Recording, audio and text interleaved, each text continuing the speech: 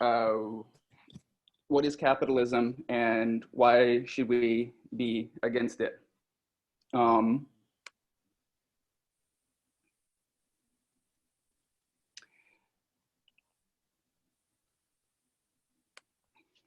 I will introduce our panelists. Starting off with Leo Panich. He is a senior scholar and emeritus distinguished research professor of politics at York University in Toronto, and co-editor of the Socialist Register, whose annual volumes he has edited for the past 35 years. The current 2020 volume is Beyond Market Dystopia, New Ways of Living. His latest books are Searching for Socialism, The Project of the New Labor Left, From Ben to Corbyn, with Colin Lays, and the expanded and updated edition of The Socialist Challenge Today, Syriza, Corbyn, Sanders, with Sam Giddin and Steve Mayer. His book, The Making of Global Capitalism, The Political Economy of American Empire, also with Sam Giddin, was awarded the prestigious Deutscher Book Prize in the UK and Davidson Book Prize in Canada.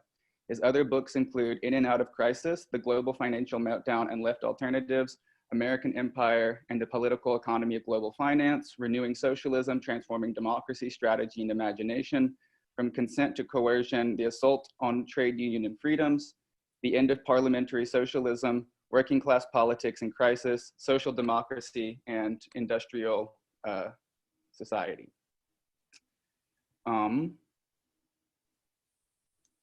And Dick Howard is a professor emeritus of philosophy at Stony Brook University. He's author of the books The Marxian Legacy, Between Politics and Anti-Politics, Thinking About Politics After 9/11. And his most recent book is L'Homme de l'Amérique de Kennedy à Trump. We also have Chris Nineham, a founding member of Stop the War Coalition and Counterfire. He served as national officer and deputy chair for the Stop the War Coalition, and he served under Jeremy Corbyn from 2011 to 2015. His most recent book is The British State, A Warning. We also have Shane Mage, who was the senior editor of Economics and Social Sciences for the late Collier's Encyclopedia. Who's written extensively and was part of the SWP and the Spartacist League. And finally, we have Chris Cutrone, who is a member of Platypus and teaches at the Art Institute in Chicago. So without further ado, I will briefly read the question and the question prompt, and then I will hand it over to our panelists.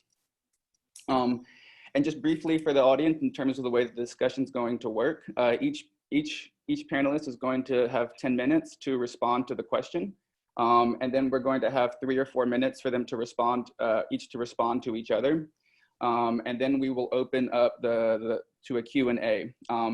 We'll come to that, but I'd recommend that you can just raise your hand and I'll unmute you. And so you can just ask your question directly when we come to that. So, the present is characterized not only by a political crisis of the global neoliberal order, but also by differing interpretations of the cause of this crisis, capitalism. If we are to interpret capitalism, we must also know how to change it. We ask the panelists to consider the following questions. What is capitalism? Is capitalism contradictory? If so, what is this contradiction and how does it relate to left politics? How has capitalism changed over time? And what have these changes meant politically for the left? Does class struggle take place today?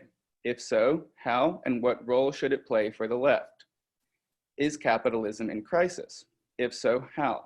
And how should the left respond? If a new era of global capitalism is emerging, how do we envision the future of capitalism and what are its implications for the left? So obviously not all those questions are going to be answered, but they're more of a prompt to get the ball rolling. So, Dick Howard, would you like to get us started? Sure.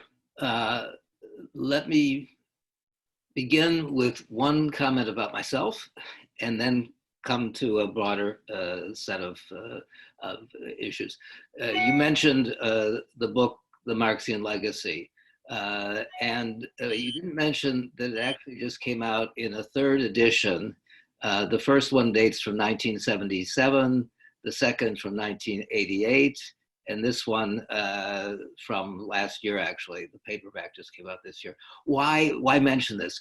Well, because in a certain sense, what the book traces is something that I think we still have to go through, and that the conditions in which it was first published in the 70s, when a new left was ebbing and when the question of socialism was on the agenda, but as a theoretical question. Similarly in 88, and similarly again in the recent times, the question of what is socialism, how do we go about thinking about it, has come up. And in the Marxian legacy, there are three sections. The first one is called Within Marxism. How can we work within Marxism? What kind of a radical theory, a new leftist theory, if you will, can be developed? And that first part treats in particular Rosa Luxemburg and Ernst Bloch. Then comes a second section, criticizing Marxism. And there one gets thinkers as different as the Frankfurt School, Jean-Paul Sartre, etc. And finally, the third part is ask the question beyond Marxism, or sort of overcoming Marxism, still from the left. And that treats in particular Merleau-Ponty, Claude Lefort, and Castoriadis. I mention that because this beyond, this question of Marxism and its beyond, I think is relevant to our present moment. And in particular, it makes philosophical and theoretical questioning relevant. So if I take your question, what is capitalism? The way in which I approach it is always from, beginning from this Marxian legacy, if you will. One has to look, historically, how did capitalism come into being? What were the stages of its development, and where does it stand today? And in particular, one has to look not simply at a set of economic developments. One has to look at the set of social conditions that make it possible. And that can include things as different as what was the Greek legacy, what parts of the Greek legacy are still present in it, in particular the question of democracy. Secondly, what is the contribution of Christianity, both Catholic Christianity, then Reformation Christianity. So there's a set of philosophical issues. We can go on and talk about the role of urbanism, of the urban developments, right down to the kind of society that we're now living in, this digitalized, crazy world that we're now speaking with and to one another now. So there's that historical part that one has to think about. And then thirdly, there's a further issue that it seems to be, has to be raised, which follows from that first set of historical considerations. Namely, when we ask what is capitalism, we're talking about forms of social relations which always implicitly are held together by something which we could call the political. There's a political framework that's implicit in all of these social relations, that which gives them their sense, gives them their meaning. And it seems to me that, speaking very broadly, what one could say is that capitalism is in effect a set of forms or attempts to impose an anti-political, to suppress the possibilities of collective and individual political action. And so when I talk about anti-politics, I'm also talking about capitalism and vice versa, so that when we come to talk with one another, we'll see whether my concept of anti-politics works together with some of the other experiences of the other panelists who have come at the questions we're dealing with somewhat differently. Let me add one more historical set of considerations. Before we sort of came online, Leo Panich and I were reminiscing about long ago past, and in particular, the Soviet experience, the Soviet invasion of the Czech Republic, the Czech socialist experiment, however you want to call it. And then we were talking about, I showed him the famous picture of Tiananmen Square, where you have the tanks coming in and you have one solitary protester standing up to the tanks and stopping a column of tanks. What's behind that is a distinction that I want to make. I've mentioned the notion of democracy. I've mentioned the notion of politics. It seems to me that in modern times, since the French and the American revolutions, there have been basically two options for a modern radical politics, two frameworks, two ways of articulating the goal. The first one is the attempt to create a democratic republic. If you think about it, most of the so-called socialist countries that mainly disappeared by 1989, 91, they called themselves democratic republics. And the idea was that democracy, this social democracy, would become identical with the state. And that, I think, was that basic presupposition was what led to the exaggerations of totalitarianism, the way in which an attempt to collapse the distinction between state and society came together. And this was, if you will, the progression that starts with the French Revolution in '89. In 1793, you have the radical phase of the French Revolution. You go through a series of revolutionary processes in the French case, each time trying to create a democratic republic. You have the commune and so on. And then finally you have 1917, and it looks as if that democratic republic can indeed be achieved in the form of a Soviet republic. The other model of revolution, and when you listed all the books that I've written, you weren't going to list all of them, obviously, but one of them was a study of the origins of American political thought.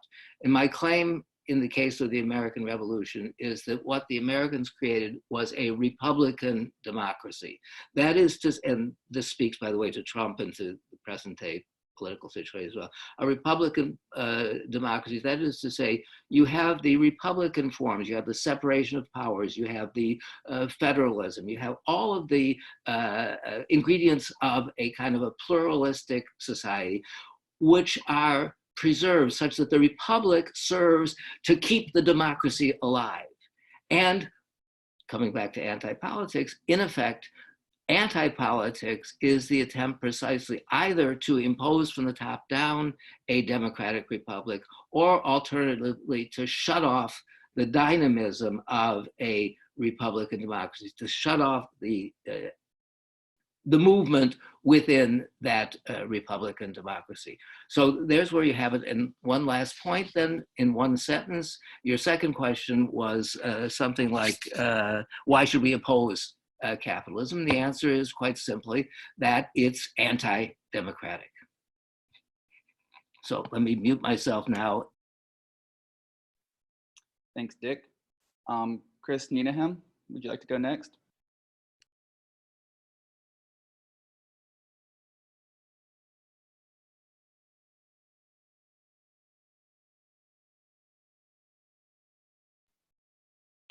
Yeah, thanks very much. Thanks, Clint, and thanks to Platypus for organising this session today. I think the thing that strikes me most of all, coming back to sort of thinking about analysis of capitalism today and how maybe it differs from the situation at the dawn of the system, when Marx was writing, is actually just how relevant and how kind of contemporary Marx's critique and Marx's analysis feels. You know, on the one hand, the two central points are, I guess, the dynamism of the system that he identified, and that he talked about the fact that the system has been able to create and produce an absolutely almost unimaginable level of wealth, much, much greater than any previous economic or social system.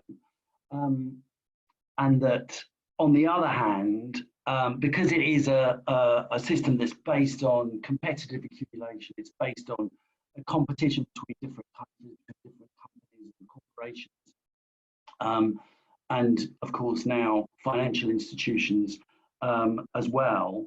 It's a system that's marked by all sorts of forms of chaos, all sorts of forms of disorganization, and of course regular crises.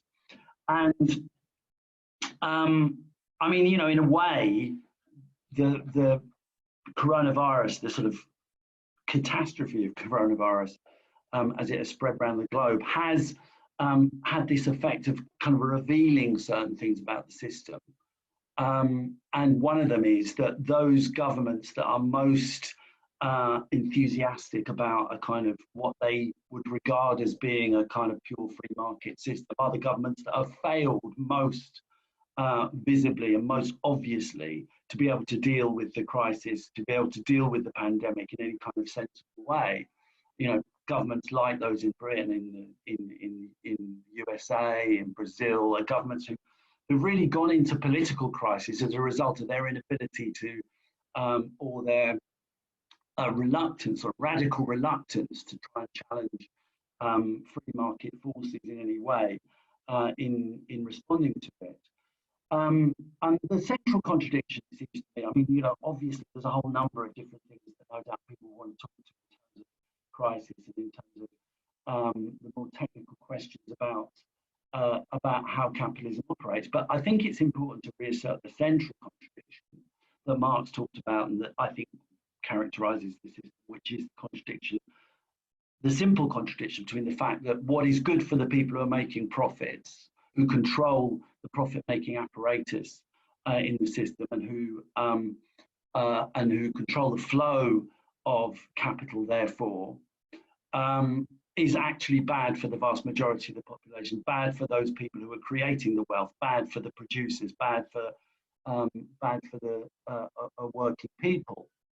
And, you know, I mean, actually, I just want to quickly just read a little quote from Marx about this, because it's quite interesting the extent to which it kind of captures certain things about the current situation. The more the worker produces, he said, the less he has to consume. The more values he creates, the more valueless, the more unworthy he becomes. It is true that labour produces wonderful things for the rich, but for the worker it produces privation. It produces palaces, but for the worker hovels, and so on and so forth.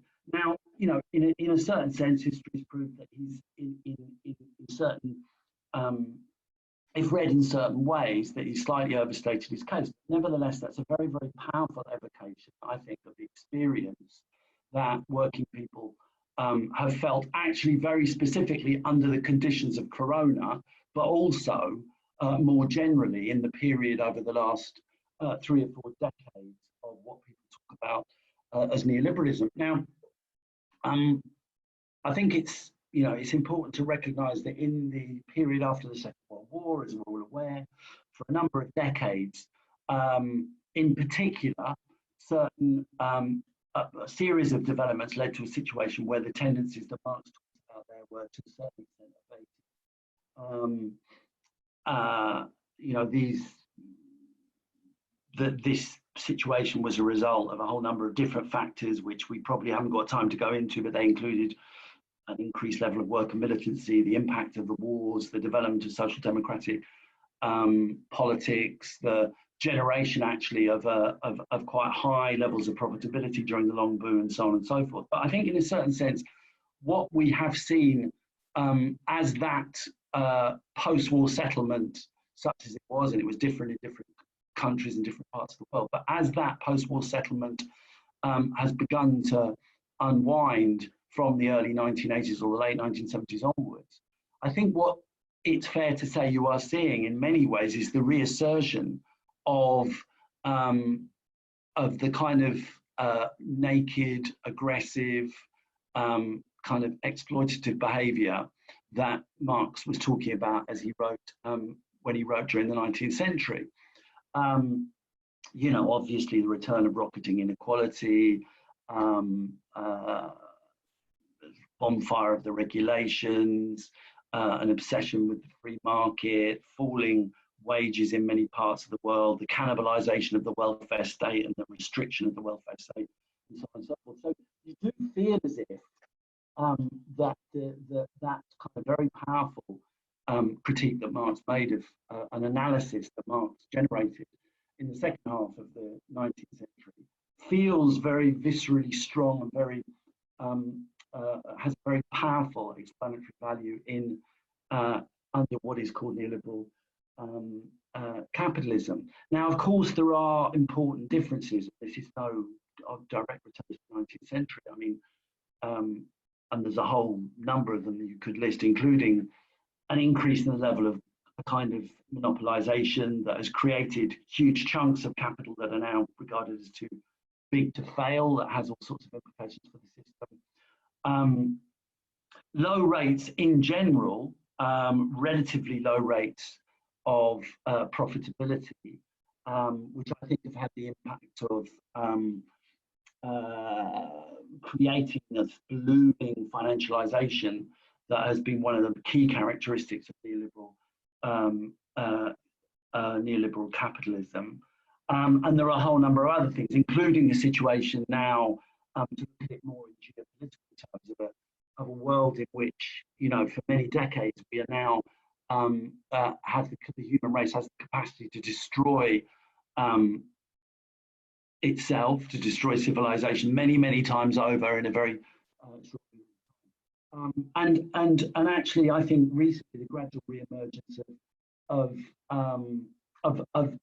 a certain tendency at a lower level than maybe we've seen in the past, but nevertheless a serious tendency of the big powers to consider resolving great power conflicts through military means and through war. So I think what we're, you know, I mean, with important modifications, I think that the indication that Marx made, the kind of the basic analysis that Marx developed back in those days, is a very powerful tool in understanding the current situation. I just want to end by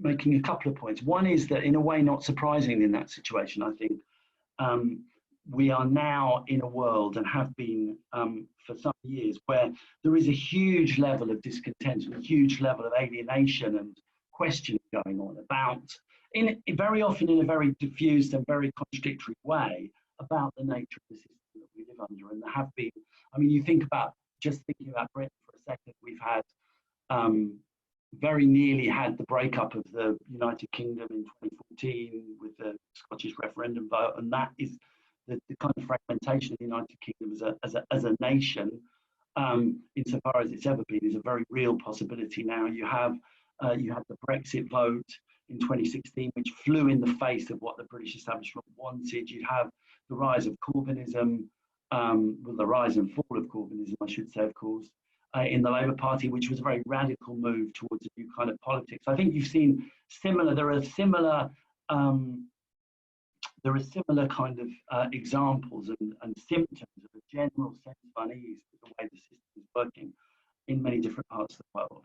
And I think at the same time that coincides with a relative weakness in at least in certain senses of the left, and certainly a low level of classically what would be called class consciousness amongst large numbers of workers and industrial militancy and so on and so forth. I just want to end though, and you know, clearly the job of the left is to try and think of ways and try and develop ways and try and imagine ways of harnessing this discontent, I think, that has been generated in the current conjuncture, and thinking about how to do that on a mass scale, how to give focus to this sense of alienation and anger that exists out there. But just very last point, Chris, just to talk about class consciousness a little bit, to say it's very interesting that class consciousness develops and returns in the most unexpected ways. And I think one of the things, again, about the virus and the impact of COVID-19, certainly in Britain, and I know in other European countries and in the United States and Canada as well. It's actually massively accelerated the development of social democratic consciousness, it demands all sorts of reforms in the economy and all sorts of a sense that, you know, neoliberalism can't be continued to do its damage. But also, it's really created this amazing situation where suddenly the worker, and particularly the key workers and some of the most underpaid and precarious workers in society, are suddenly being regarded as key to the way the system operates, as having a very, very important value. This revelation that people have suddenly said, oh, hang on a minute, these are the people that keep society going, not the bankers, not the big finance people. And that's a very interesting way in which class consciousness seems to be returning to the system now. And you've seen in Britain that some of the trade unions are recruiting massively. There's a massive increase in the number of trade union activists getting on board in all sorts of sectors and so on and so forth. So, you know, I think we do have these big problems with the way the left is, the ability of the left to organise in what is a very challenging, but at the same time, a situation which gives big openings for the left. But I also think it's remarkable how the developments around coronavirus has suddenly opened up a perspective where you can see class struggle becoming really quite central, certainly in British society in the next months and years. All right. Thanks so much for those remarks. Shane, I'm unmuting you. Yes, I can hear you very well. Can you hear me? Hello? Can you hear me? We can hear you. Yes, very well. I dislike the term capitalism for a very simple reason. It is totally vague. It is used by all kinds of people to refer to all kinds of different things. As a Marxist, I recognize that Marx never used that word capitalism. Marx speaks of the capitalist mode of production, which is something very different. It had very specific characteristics. First of all, it's a form of class society. And this is important because we're dealing with a whole human history, which in Marxian terms goes from a non-class state of affairs through a long evolution of class societies to a form of society which is essentially classless. Now, the origin of a class society always has to be in violence and force. That is, an exploited class cannot be kept exploited without the physical domination through violence of a ruling class.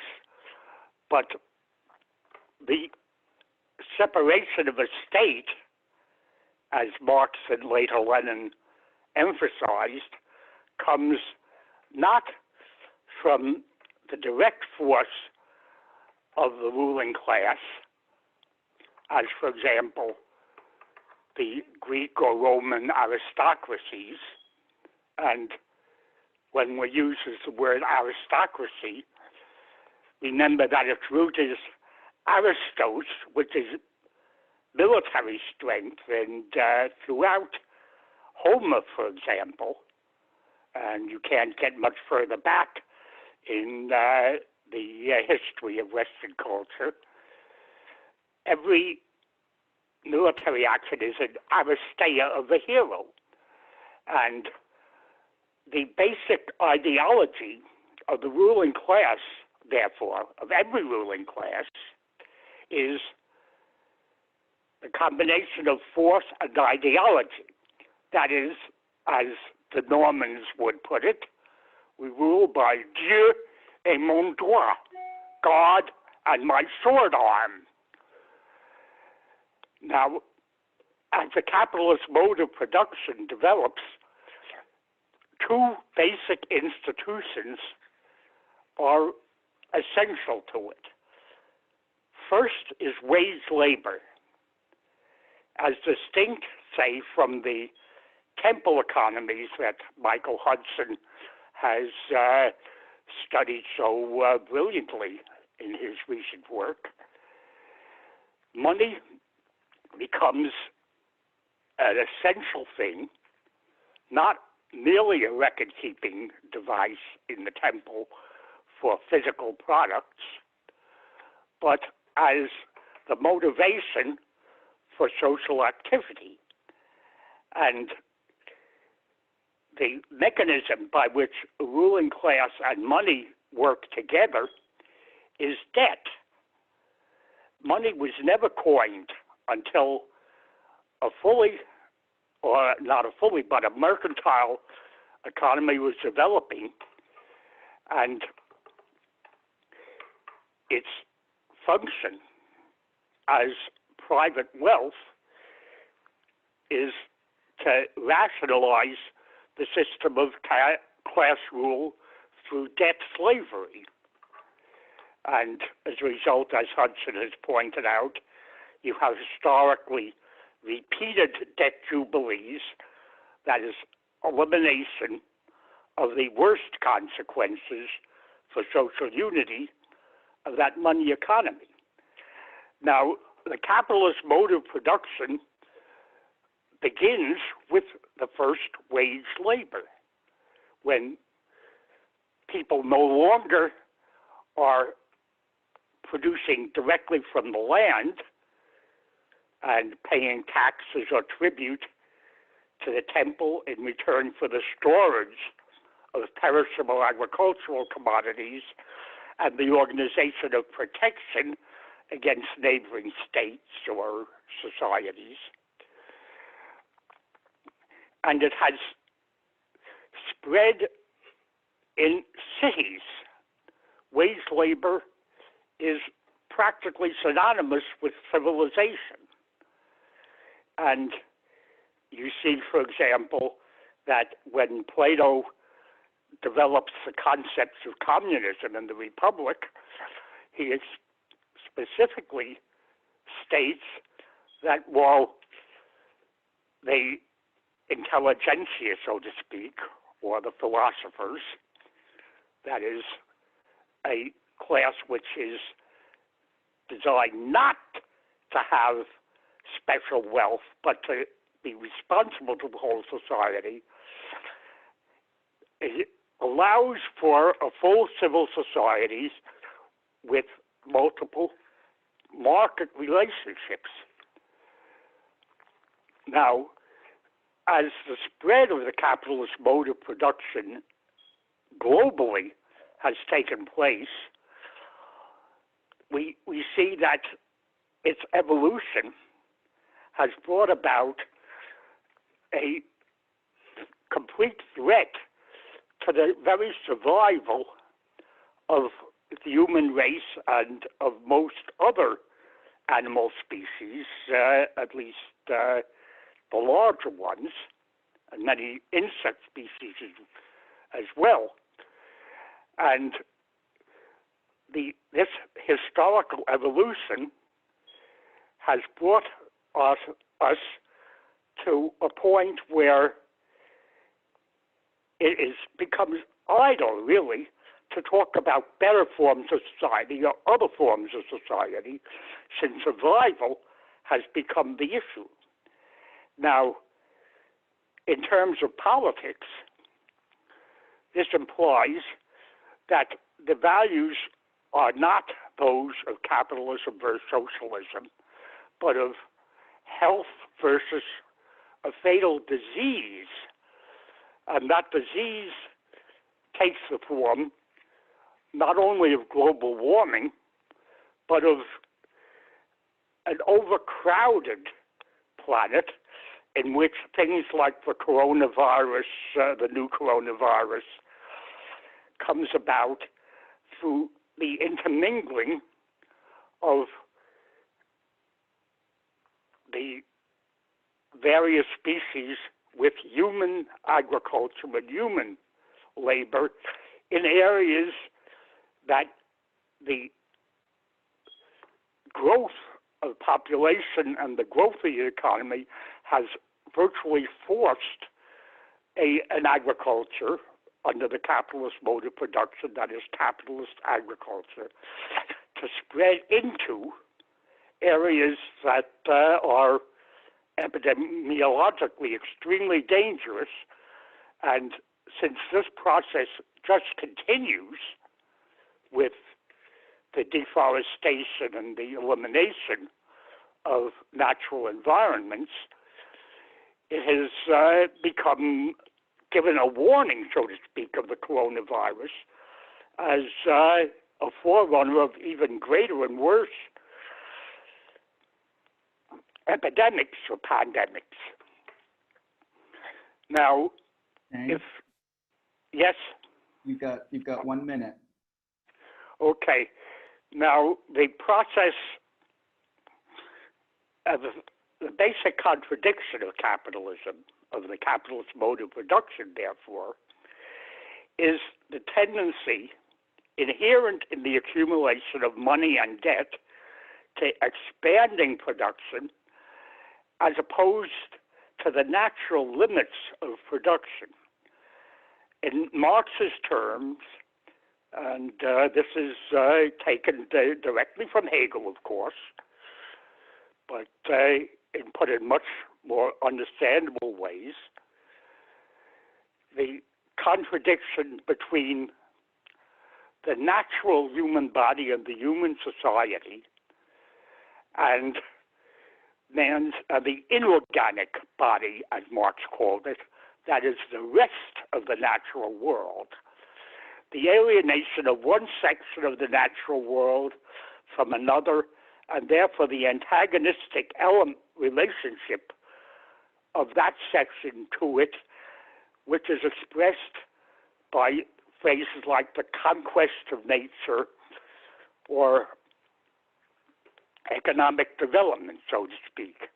That is always mining, getting resources for production and the use and abuse of the land.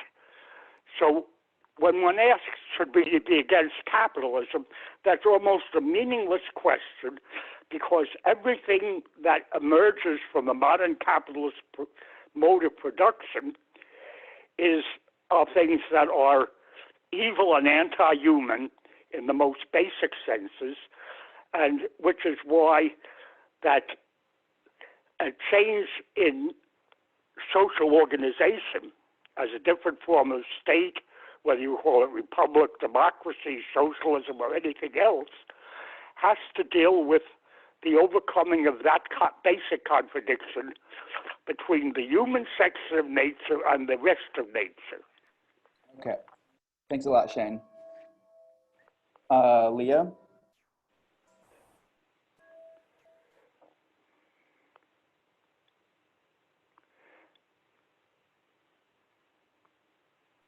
Hold on, Leah. You got to unmute yourself.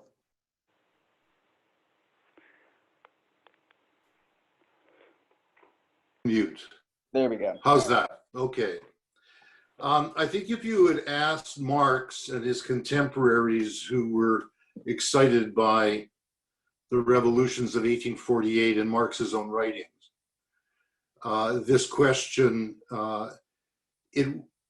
and you had said we're going to ask this question at the beginning of the 21st century, they would have expected you to put it in terms of what was capitalism rather than what is capitalism.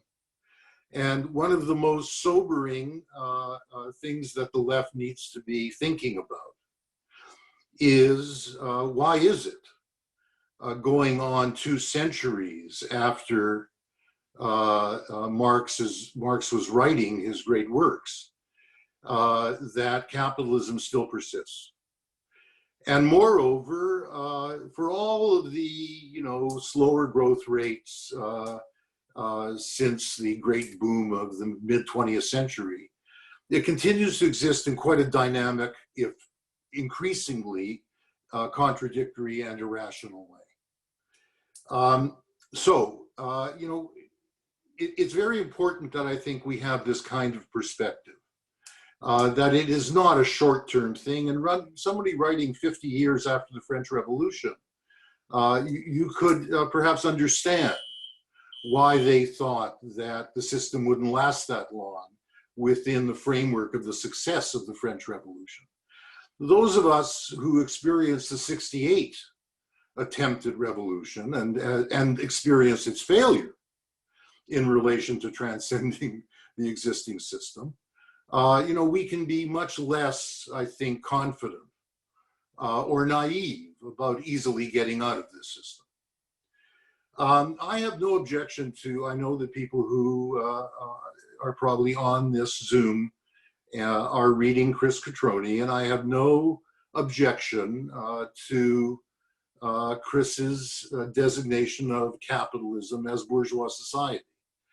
And I somewhat sympathize with that designation, as opposed to those who want to begin with the ghostless economic categories of value and surplus value, and looking at the contradictions in terms of the tendency of the rate of profit to fall primarily, etc. I'm perfectly happy. You can come at capitalism various different ways, but I'm perfectly happy to begin with bourgeois society and the social relations, the class relations that are endemic to it.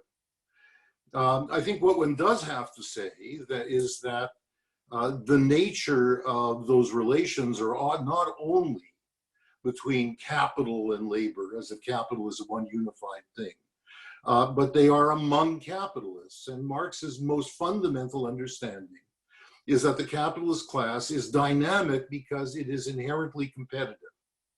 It is driven to competition. It's not so much driven to profit, except, as Chris says, to reproduce itself.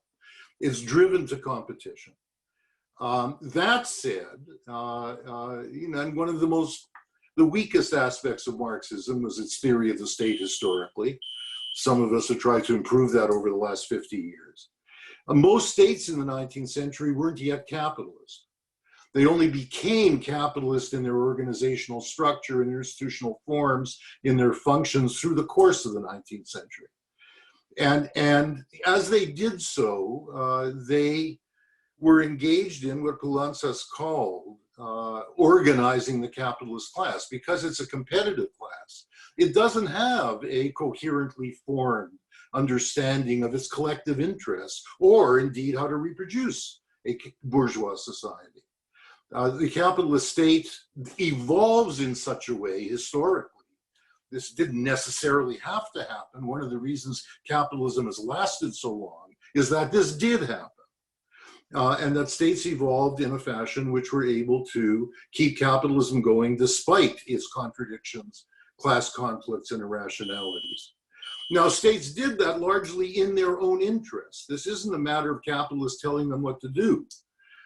They did it because in order to be militarily competitive with other states, in order to be able to secure enough resources to continue as effective states, they began to facilitate capital accumulation. And their legitimacy became founded on that then. Now, they also, of course, became, as a number of people have said, class repressive, insofar as the central contradiction of capitalism is a class relation of exploitation, and one in which capitalists bring working people together themselves, collectivize them as a productive force.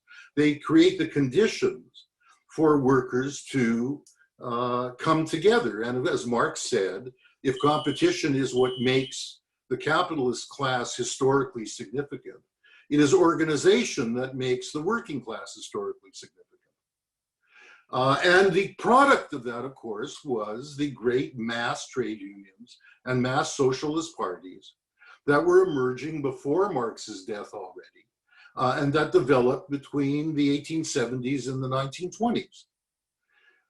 And a great many people in that era thought, both due to capitalist contradictions, I think they read them wrongly, in terms of overaccumulation crises, but also because of the growing organizational capacity of the class, politically as well as industrially, that capitalism would come to an end in the first half of the 21st century. And for reasons Dick was pointing to, and we don't have time to go into in 10 minutes, that didn't happen. But one of the reasons it didn't happen is that, in fact, the working class did not, in the advanced capitalist countries, become immiserated. On the contrary, mass consumerism developed and the massification of finance developed. So that even if workers weren't getting enough income, they were able to get enough credit to consume as capitalist consumers. And much of the welfare state was oriented to allowing them to continue as capitalist consumers. It wasn't the provision of collective goods for the most part. It was the provision of basic income to an extent that would allow them to be consumers, to consume commodities. Has capitalism changed? I mean, obviously, a great many Marxists through the course of the 20th century, and this is still true of the monthly review type of theorists today, think that capitalism became uncompetitive. It became monopoly capitalism. And I think that was a fundamental misunderstanding. It's not that the concentration and centralization of capital didn't happen, but it remained competitive even as that happened, with giant corporations competing with one another, if not over price, then competing with one another over market share and access to markets. And you could see that in the last quarter of the 20th century in particular, as the corporations that had dominated through the course of the 20th century were subject to vast new waves of competition and state deregulation under the pressures of new competitive forces that allowed that to happen. And that helped to foster greater foreign direct investment. It helped to foster greater globalization. Of course, that was always there.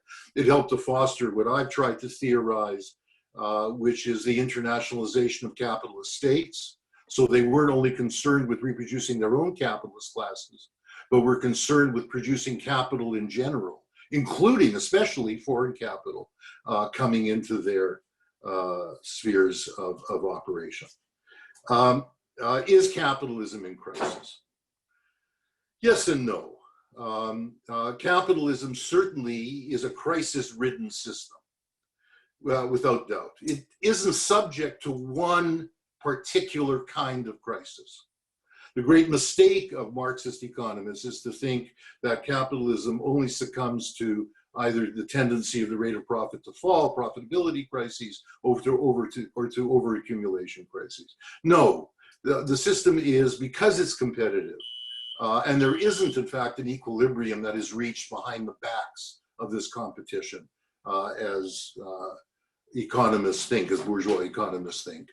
The crisis can occur in all kinds of ways. The current crisis did not arrive out of a profitability crisis.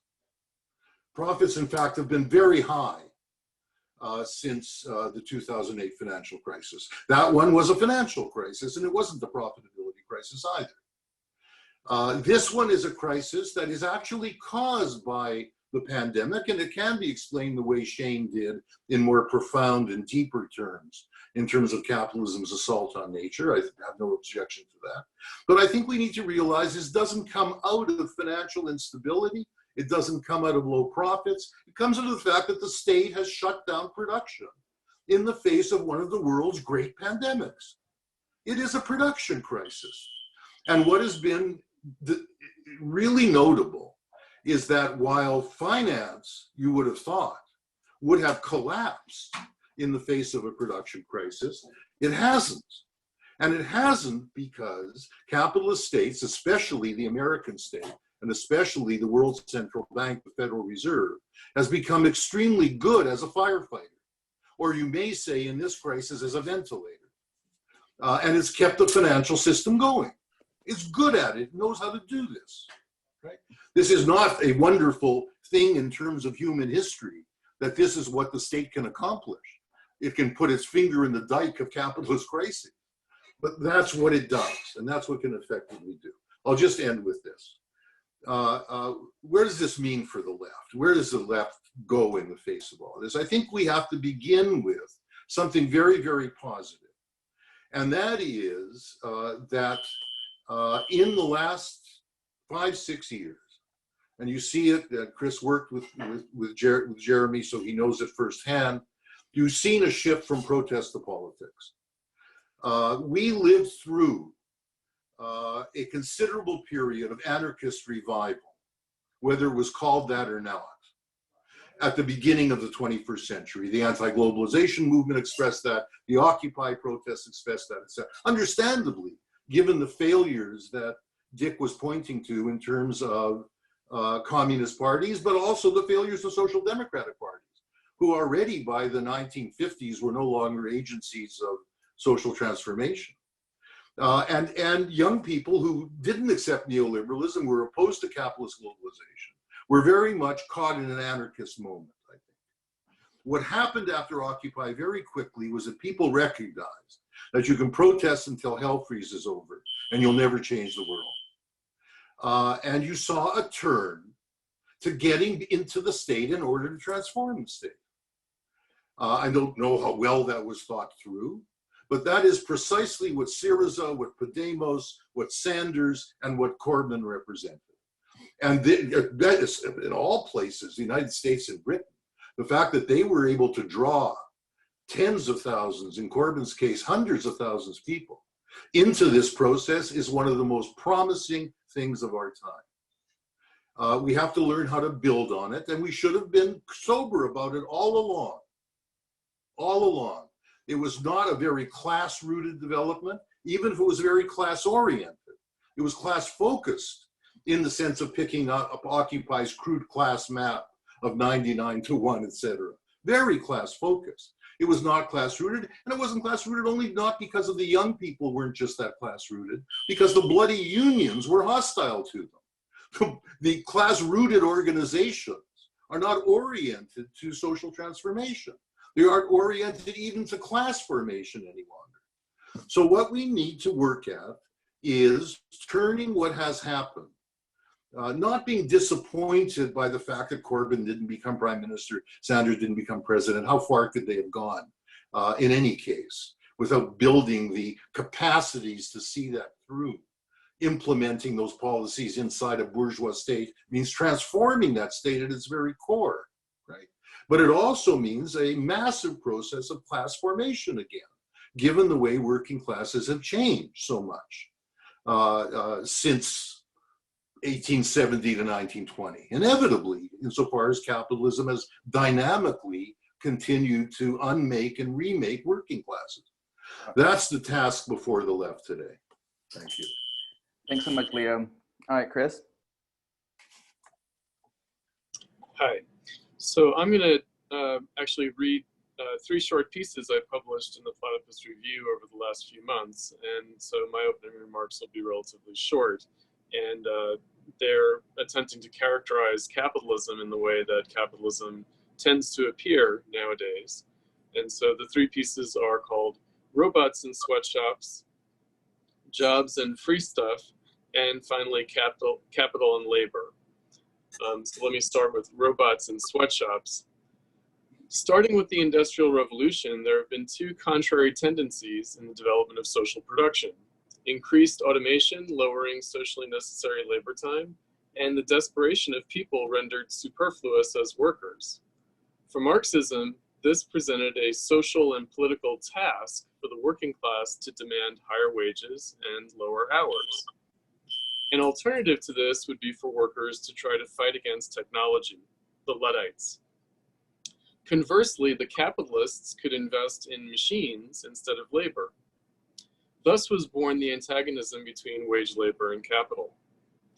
The outcome of the class struggle between the workers and the capitalists was to be the realization of the potential for both increased production and the reduction of human toil, socialism.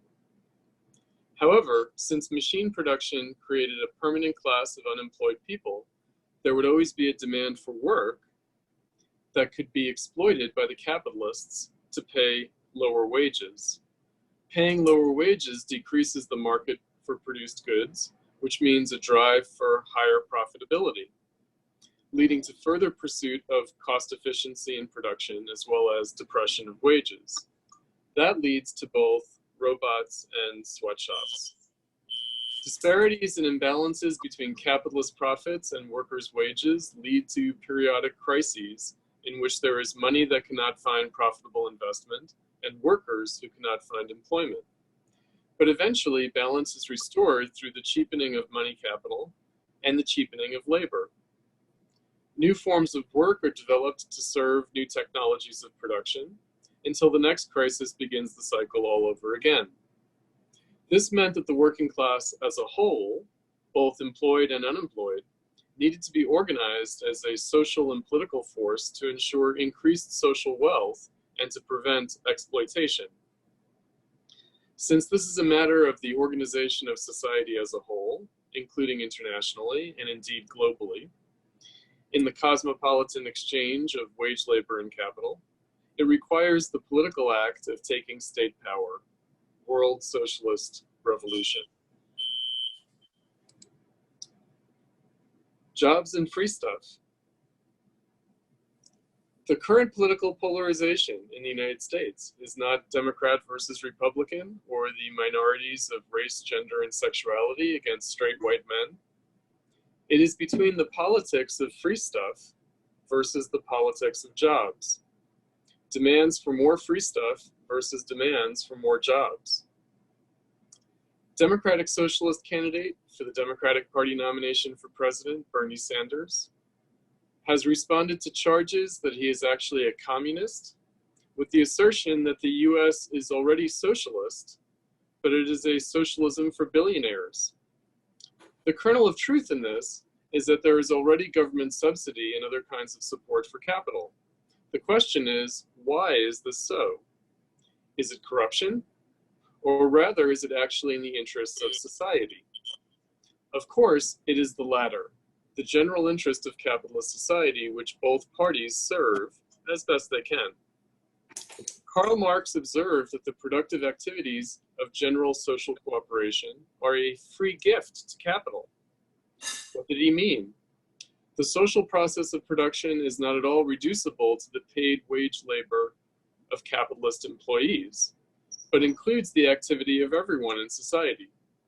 As Frankfurt School director Max Horkheimer wrote in The Little Man and the Philosophy of Freedom, quote, "All those who work and even those who don't have a share in the creation of contemporary reality." Whether in terms of Andrew Yang's proposed freedom dividend of free money for all in a UBI or free public education and healthcare for all, the question is not who's going to pay for it, but rather how can capital make use of it? These are not anti-capitalist demands, but demands for the better functioning of capital. The question is, what are we going to do in our society with all the fruits of our production, with all the free stuff? How can we make it benefit everyone? Is it just a matter of better shaving off more crumbs? Yang proposes that the invaluable but currently unpaid labor of mothers, inventors, and artists should be supported by society.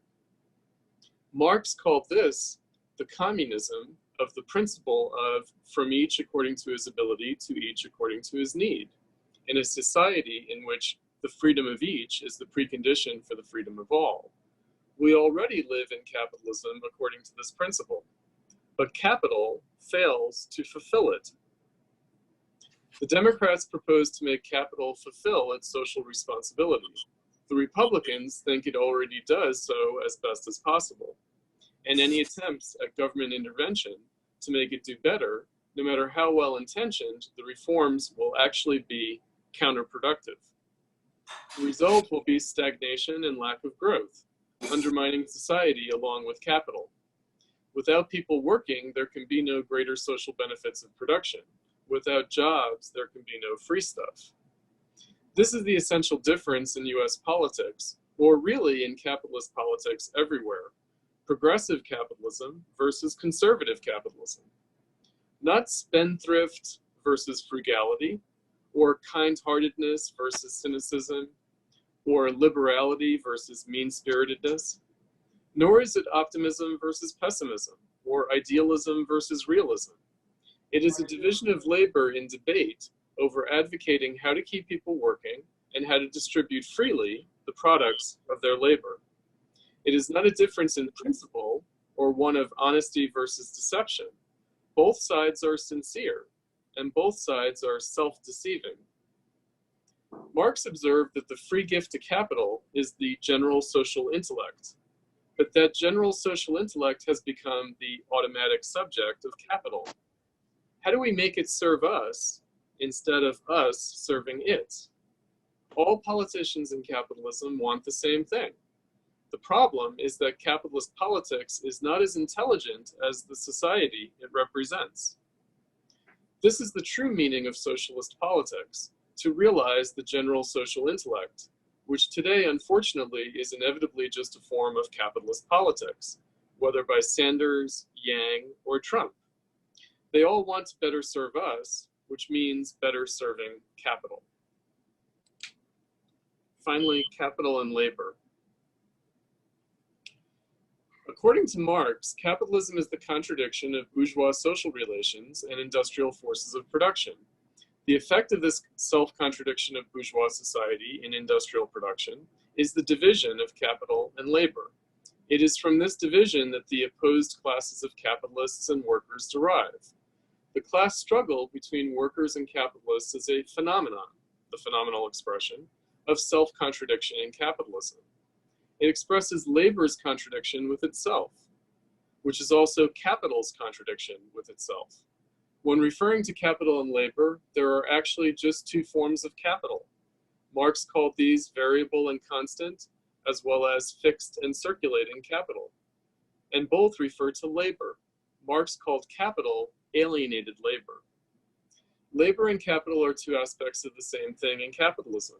The bourgeois social relations of production are the social relations of labor. The usual oppositions posed by the labor movement and by socialism, such as profit versus human needs, and the needs of the natural world beyond humanity, are expressions of this self-contradiction of society and capitalism, the needs of capital as opposed to the needs of labor. The contradiction of capital is not external, but internal.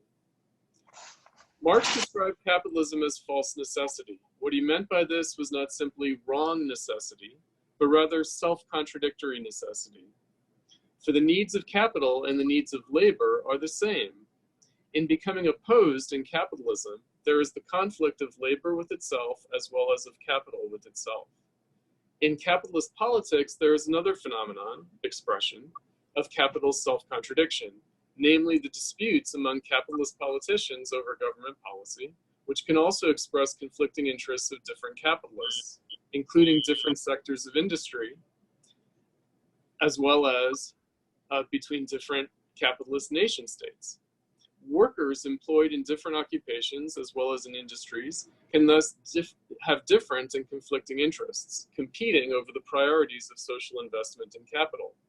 The opposed aspects of capital and of labor are inseparable. Labor cannot be extricated from capital any more than capital can be extricated from labor. The goal of socialism is to realize capital as well as labor, to negate labor as well as capital.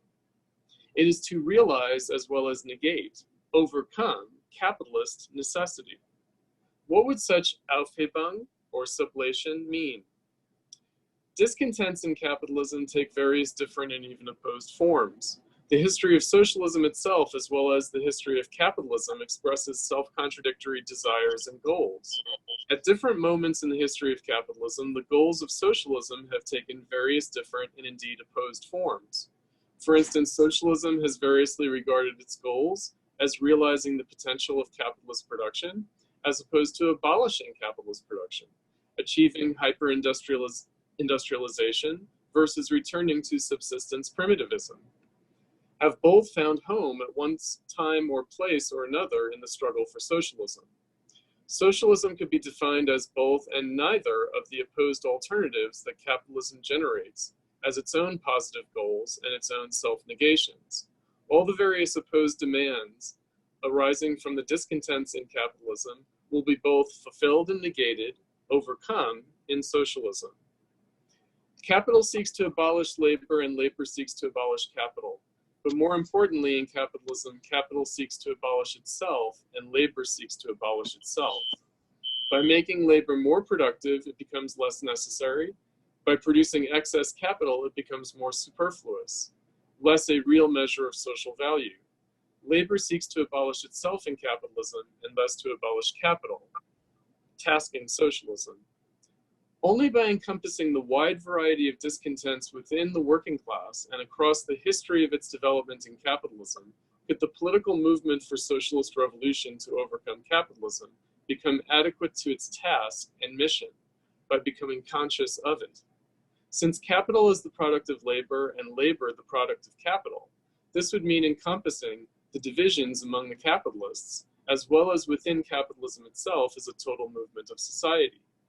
The achievement of socialist revolution would be when the working class can take responsibility politically for capitalism as a whole. In so doing, the working class would confront the choices posed by the contradictions of capitalism that are otherwise expressed by the conflicts between different capitalists and then thus among the workers of the world. All the conflicts exhibited in the world must be grasped as expressions in various forms of the self-contradiction of capitalism. Such conflicts are necessary to be overcome.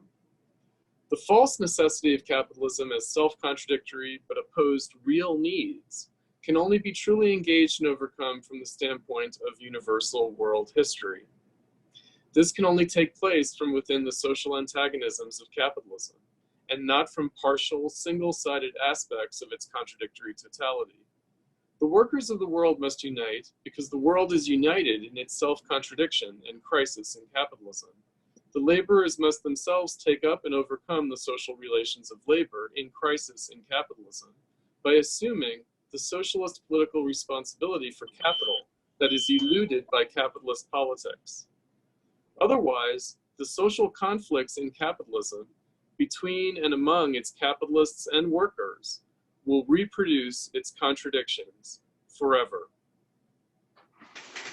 All right, thank you, Chris. I'll give you, each of the panelists, we're going to keep it at just strictly 1 to 2 minutes to respond briefly to each other. And maybe you can focus on what sort of potential capital is and what it would mean to become adequate to that potential.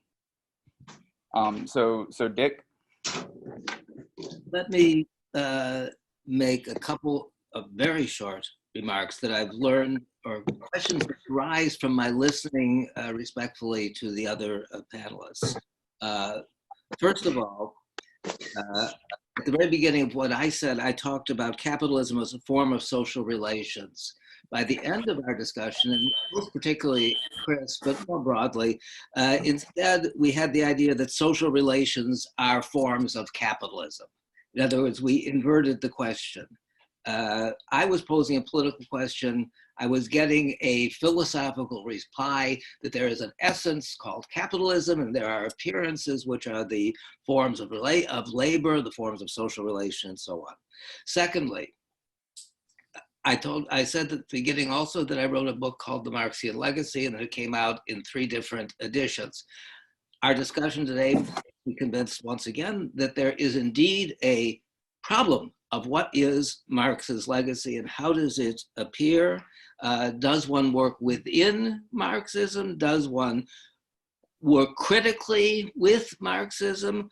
Or does one look at the world beyond Marxism and try to go further? That brings me to a further point. Way back when I first got interested in left-wing politics and so on, the book that was available that everybody turned to was an anthology published and edited by C. Wright Mills in 1960. It was called The Marxists. And it presented a variety of Marxists. And it was a quite interesting collection. But in its introduction, he asked a question that troubled me then and that has continued to trouble me, namely, where the heck is this proletariat that's supposed to be the key that's going to unlock everything, the subject object of history that's going to make these transformations?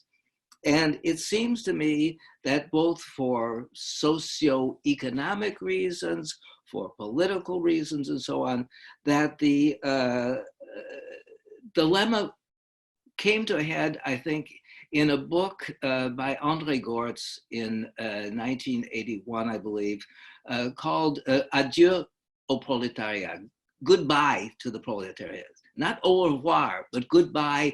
It's screwing us up. We're trying always to find this holy grail that's going to translate, that's going to solve all of our problems. And that brings me to my final point, namely picking up on Leo Panich's notion that there's a movement, from a good and a healthy movement that's gone from, if you will, 68, so from my and his youth, no doubt, to the present. But it's a movement that now is making sense. It's gone from protest to politics. My question is, what politics? And that's where it seems to me that that distinction between a Republican democracy and a democratic republic becomes absolutely vital.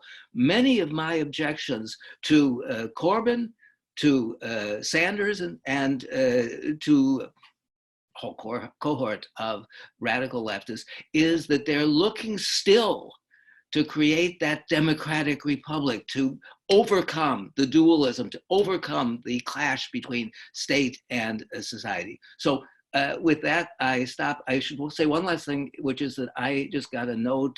I'm going to have to leave in about 15 or 20 minutes, but I want to listen to the other people. So thank you. And I'm going to turn off my mic. Thanks, Dick. Chris Nineham.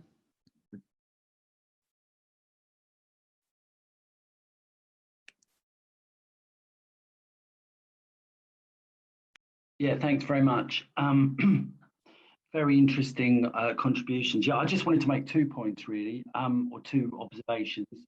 One is that it strikes me sometimes that the left has a tendency to kind of, which in a way is probably psychologically quite easy to explain, but has a tendency to downplay the subjective factors on our side in terms of an explanation of the longevity of the perhaps unexpected longevity of the capitalist system.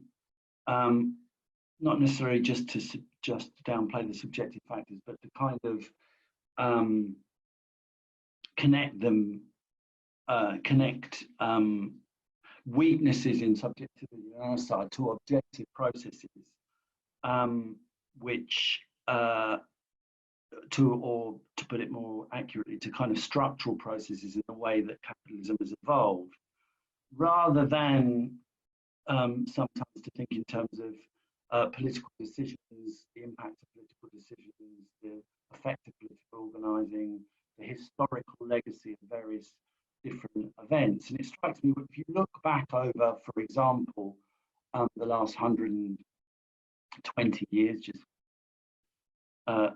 in a way randomly, I mean, there are lots of examples in that period. There are a number of examples in which, at which the system has seemed to be very vulnerable to insurgent movements. I mean, obviously, the period around and after the First World War is the most obvious case, but there are a whole series of others that people will be familiar with.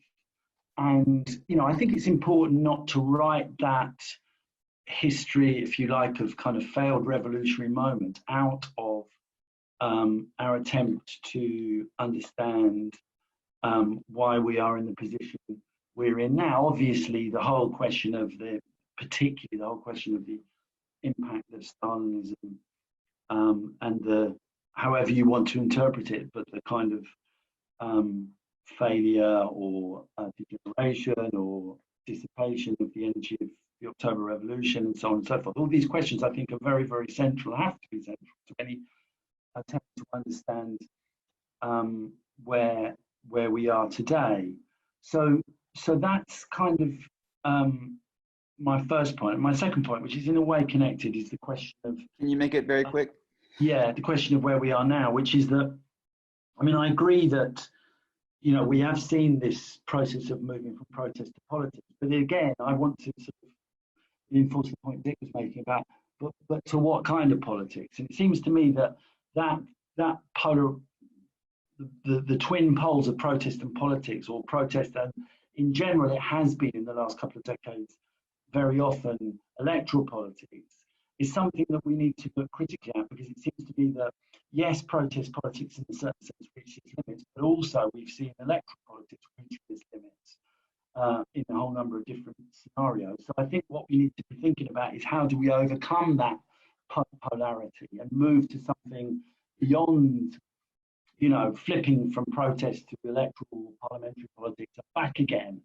That seems to me to be a cycle that we could get locked into just about forever, and we need to think of a way of overcoming that. It seems to be as our main task. Thanks, Chris. Shane, would you like to say something quick?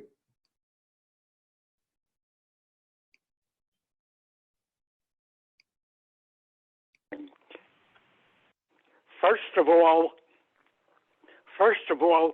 I believe it's absolutely not true in any sense that profits are high or have been very high. The main form of surplus value in modern capitalism, and if you just look at the stock market for a moment, is not profit, it is rent. The most important form of property for the capitalist class is intellectual property. And that is precisely monopoly capital. Now, the existence of competition in no way conflicts with the concept of monopolistic capitalism, because humans being what they are, and the dialectic what it is, the proposition of Heraclitus that strife is the origin of all things is more true today, perhaps, than ever, though it's a fundamental truth. And when we look at the conflicts in the world on a state level,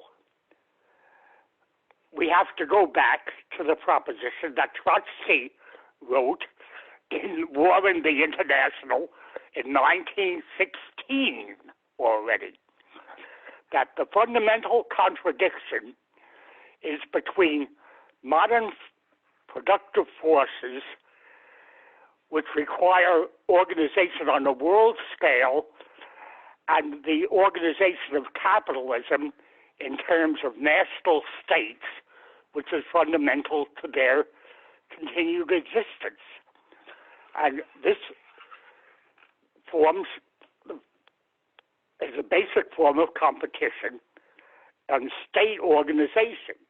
And there is nothing wrong whatever with the Marxian theory of the state as developed by Marx and by Lenin.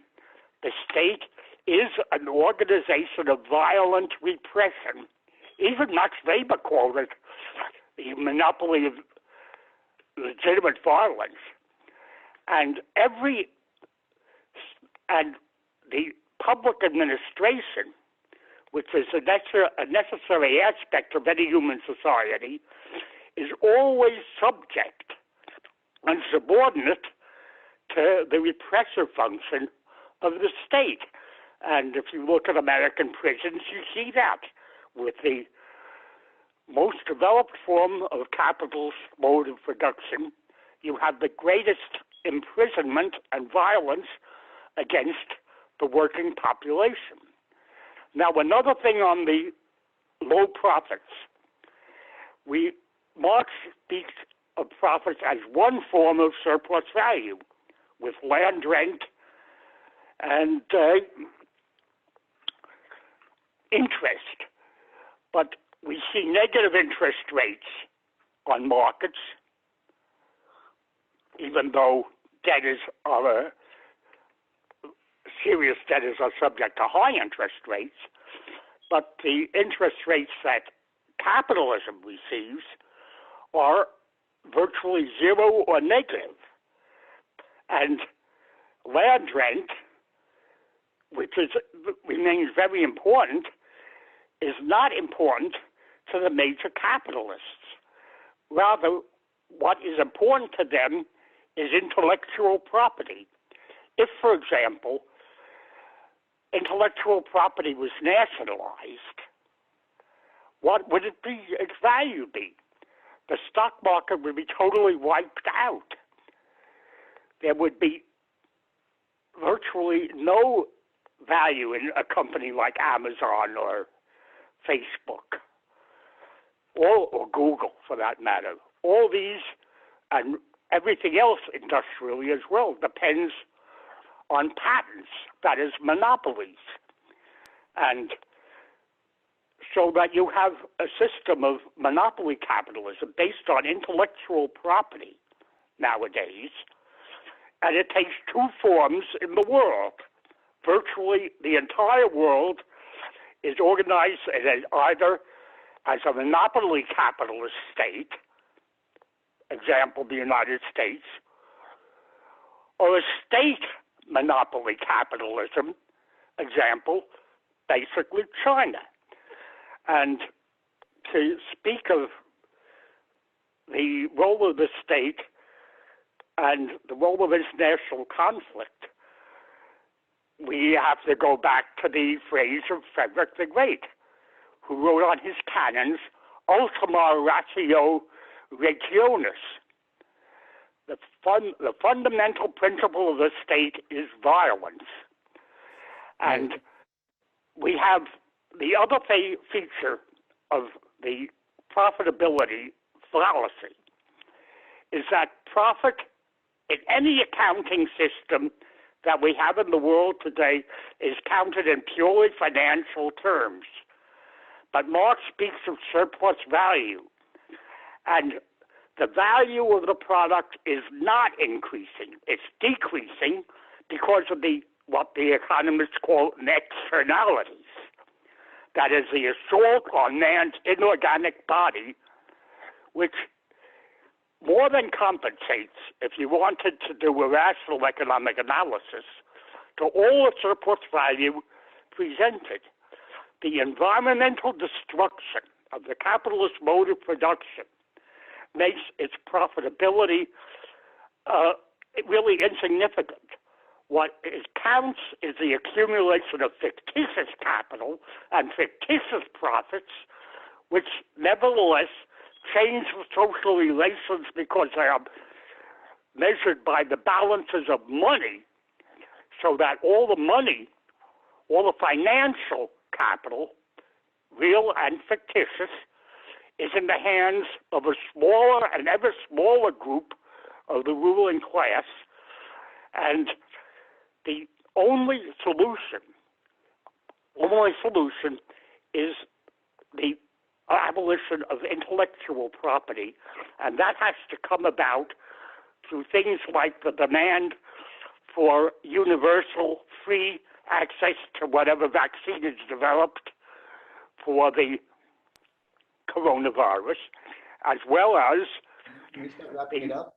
a politics that emphasizes not socialism, not for state, but as environmental. The whole series, and it's ever-growing and sweeping the planet, of environmental initiatives and resistances, it has to be the focus for any radical politics. And between radical and left, there's also a big difference, but I can't speak on that now. I'll come back to it. Okay. Jane, let's leave it there. Thank you so much. Leo, would you like to respond?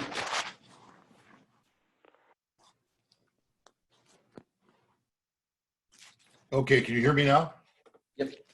Good. You know, I really think this discussion comes down to philosophers have always tried to change the world, to understand the world. The point is to change it. And there's a way to talk philosophically and abstractly about how we get to socialism and the need to get for socialism and the need for labor to transcend capital, etc., in a completely philosophical way, one that does not engage in actual strategy. Marx suffers from a famous transformational problem, not only in economics, in terms of the concept of surplus value and how you take that into an understanding of the tendency of the rate of profit to fall, etc. It's been a constant problem that Marx struggled with from the first volume of Capital on. That's why he didn't actually publish Capital's volumes 2 and 3. But there's also a transformational problem in getting from philosophy to strategy. And what I heard today, and I've heard it from platypus people constantly, is a discussion of strategy, of politics, which is utterly philosophical, is utterly abstract. It is conducted at the level of, yes, universal world history, rather than real concrete historic locations and struggles, which is all the more surprising in light of the insight that capitalism is bourgeois society. And bourgeois societies are located in specific places, in specific histories, in specific nation states. Now, if we have a crisis at the moment for capitalism, a capitalist crisis is primarily a political crisis. And that is what produced the Trumps of this world. It's what produced Brexit. It's what's producing the far right, not anti-capitalist politics, which are antithetical to reproducing capitalist globalization. Capitalism is fortunate that the central banks have independence from governments, ironically, because the left always criticizes independent central banks. If Trump had been able to do to the Fed what he's done to the State Department, to the Department of Energy, you can imagine what the system would be in. So capitalism is facing a dysfunctional right. And to imagine in this context that it doesn't matter whether Republicans or Democrats are in office, at the level of what is functional to capitalism, as Chris was putting it, is absurd. It is precisely the dysfunctionality of the Trumpists that is a problem for capital, number one. But much more important in terms of socialist strategy, to make no distinction between this right and the status quo capitalist-oriented parties of the center left is really, it seems to me, sticking one's head in the sand. It's not just a matter, sure, the Democrats are oriented to reproducing capitalism. Sure, that's true. But to see the crisis that the Democrats and the Labor Party were thrown into by a mobilization of people calling themselves socialists in the 21st century is very significant. This is a crisis of those parties. It's a crisis of those parties at the same level as when the Benites emerged inside the Labor Party, reflecting the New Left, the '68 moment in the 1970s. And it's a crisis of the kind the Democratic Party went through from '68 to '72. Before that was shut down. It took until '83 to shut down the New Left and the Labor Party. Actually, till '81, it happened before. Now, if the left is going to go anywhere, we need certainly to have some sensitivity to the amount of scope that bourgeois democracy gives the left to organize, but much more importantly, because Dick is right to say, where is this working class that C. Wright Mills asked, that gives scope for class formation in the 21st century. And without bourgeois democracy, that space is not there. Why Trump is different than Biden is that he doesn't close down the space for the kinds of teacher struggles that have taken place in the last few years. These things matter in terms of us being able to take a reformist politics and to take it to become a transformative politics. And that relates as well, finally, to this point about free stuff versus jobs. It isn't a matter of that. It's a matter of universal collective goods that meet human needs, and indeed, to pick up Shane's point, the needs of reproducing the planet, and not versus jobs, but versus some image of collective labor. We have to translate that. And to think that Sanders and Corbyn and the people he was speaking to and the people they excited aren't open to that discussion, that they are so blinded that all they think about is state versus market in the way that Chris is putting, strikes me as cynical. We have hope now, precisely because we should be engaging with this new generation, this new left. In a way, yes, to explain to them that the capitalist state is bourgeois to its core, but they are entirely open to a mobilization, which would take this orientation to giving a positive valiance to the word socialism and building on what has been done, rather than to cynically dismiss it.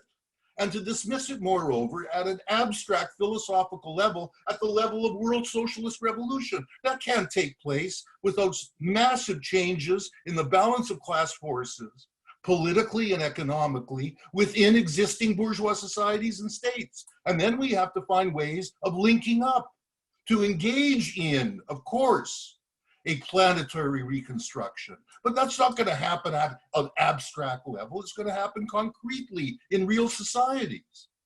I'm sorry, but that made me angry. No, thanks a lot, Leo.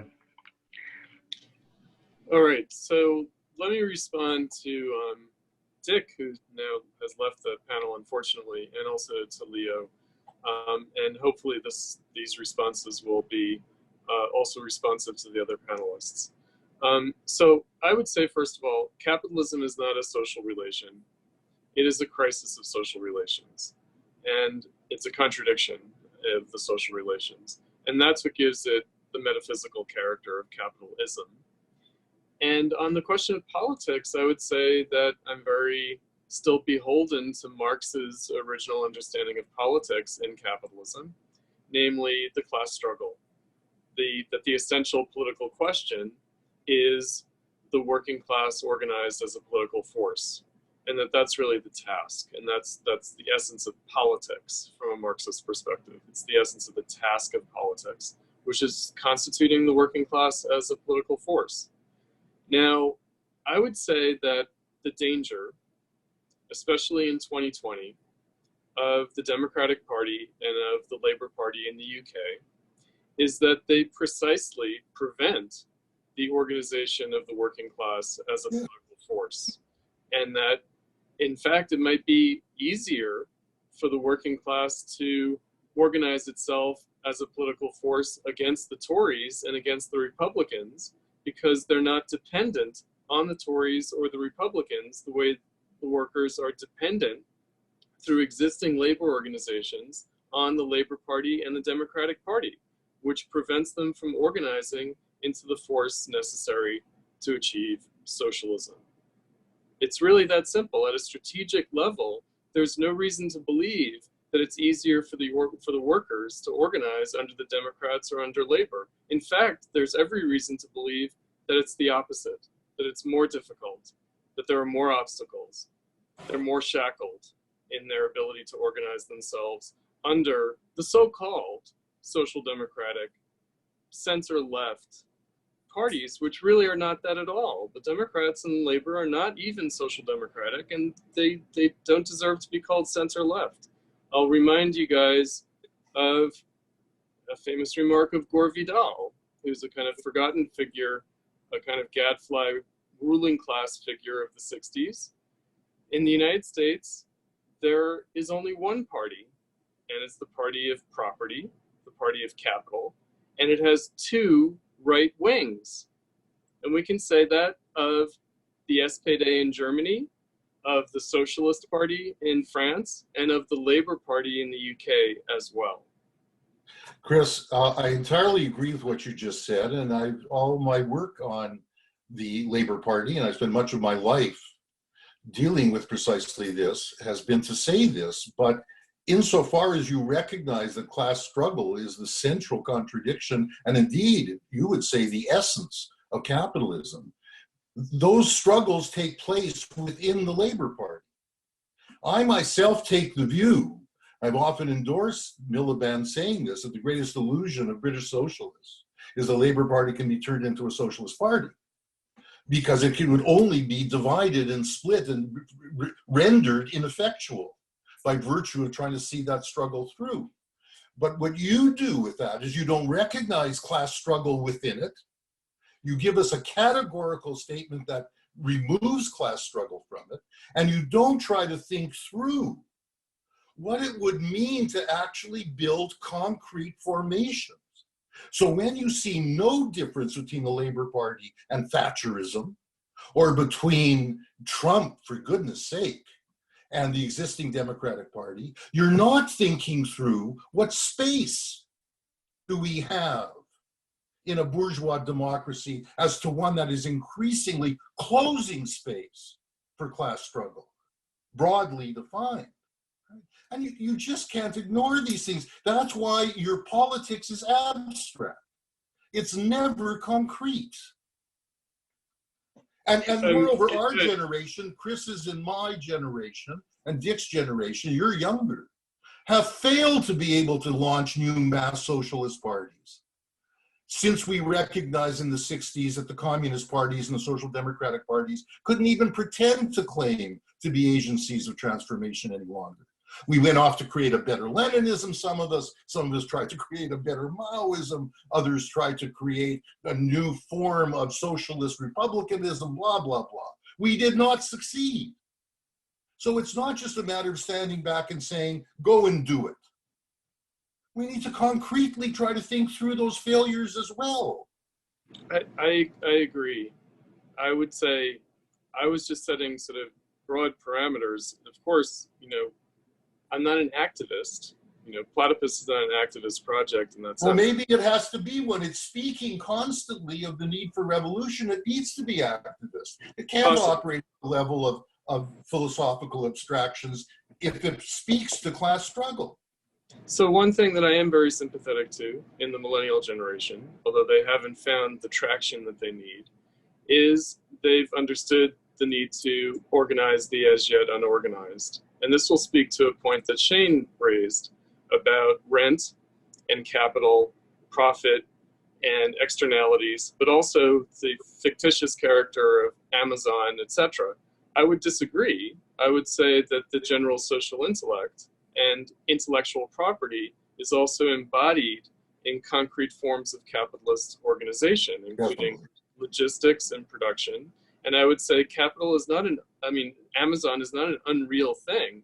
It's a very real thing that's part of the general social intellect that needs to be reappropriated. Now, how you organize Amazon workers, how you organize people generally is not just a spatial issue, like we need a space to do it, but it's also a time and a historical issue, meaning the old labor organizations are really not fit for the task. Right.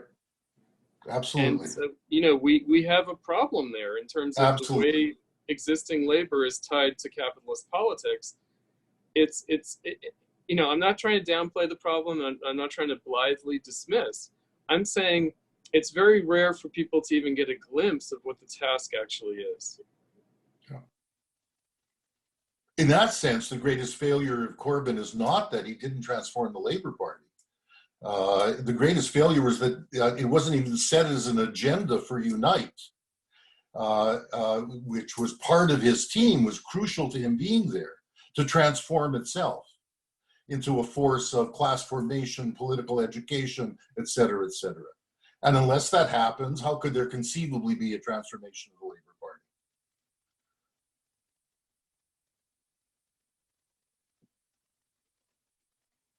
Chris, do you want to come back on that? Or, no, I meant Chris. Can I just say something about these debates? Yes.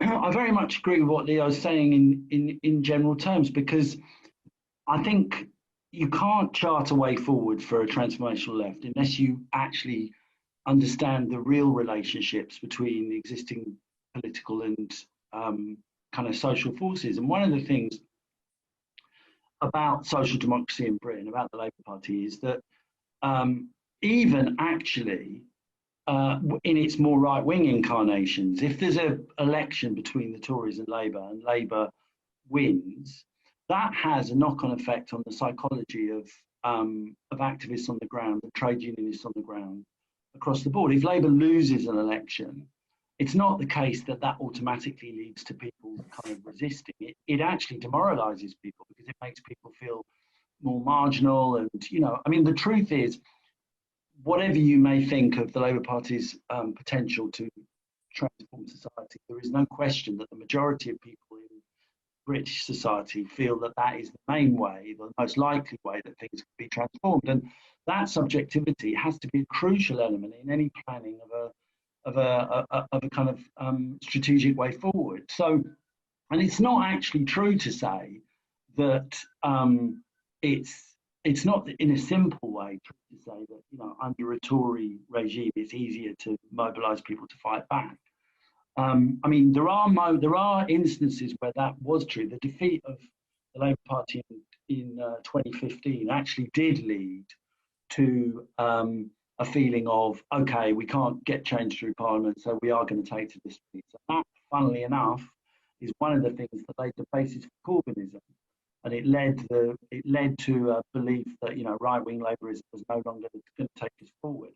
So, but on the other hand, it's also true that the biggest protests in British history, well, in British history, full stop, actually, took place under a Blair government, and that, you know, another element of this kind of calculation is that you can't really conceive of a fundamental transformation in British society or of the radicalisation of the mass of the population until they've experimented with a Labour government. You've got to go through that process of, because, you know, even if you had a significant minority of people who turned their back on Labourism, nevertheless, in order to convince the majority of society that the shortcomings of Labourism, you have to get them in.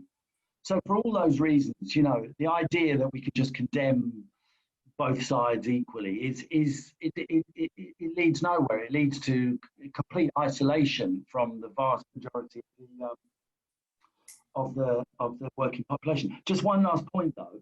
I mean, and, you know, I think the other side, one of the problems with the sort of Corbyn project is that there was this flip from protest, which was quite big in 2015 and 2014, this flip to parliamentarism pure and simple, rather than the development of a left that could say, yeah, we're going to push forward with the Corbyn project, but we're also going to understand that even if Jeremy did become Prime Minister, we would have needed protest on the streets.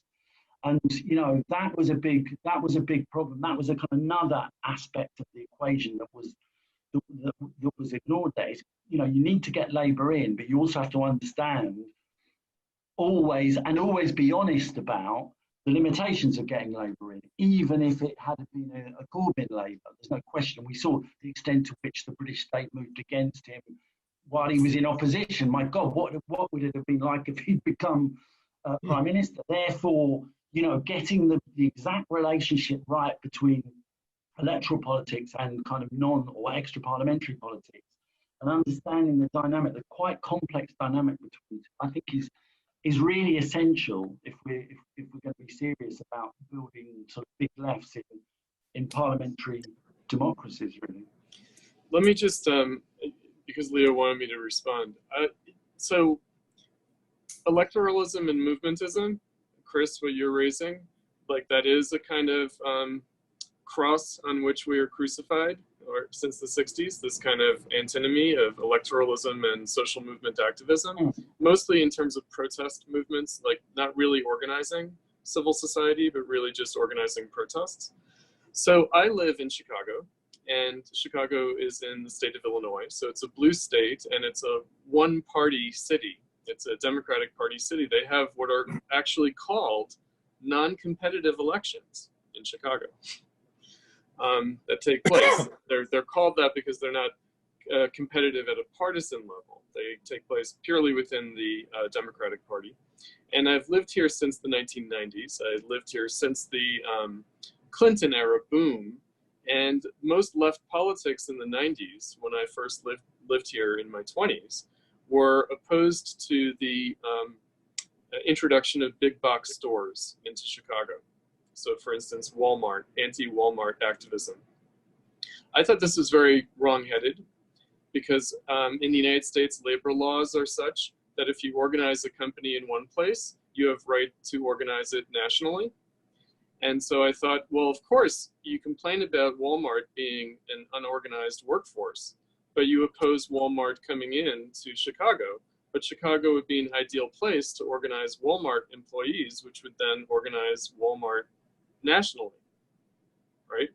So the resistance to Walmart took the form of both activist movement protest, NGO-style protest, especially by labor unions, and also by Democratic Party politicians, the city council, the aldermen.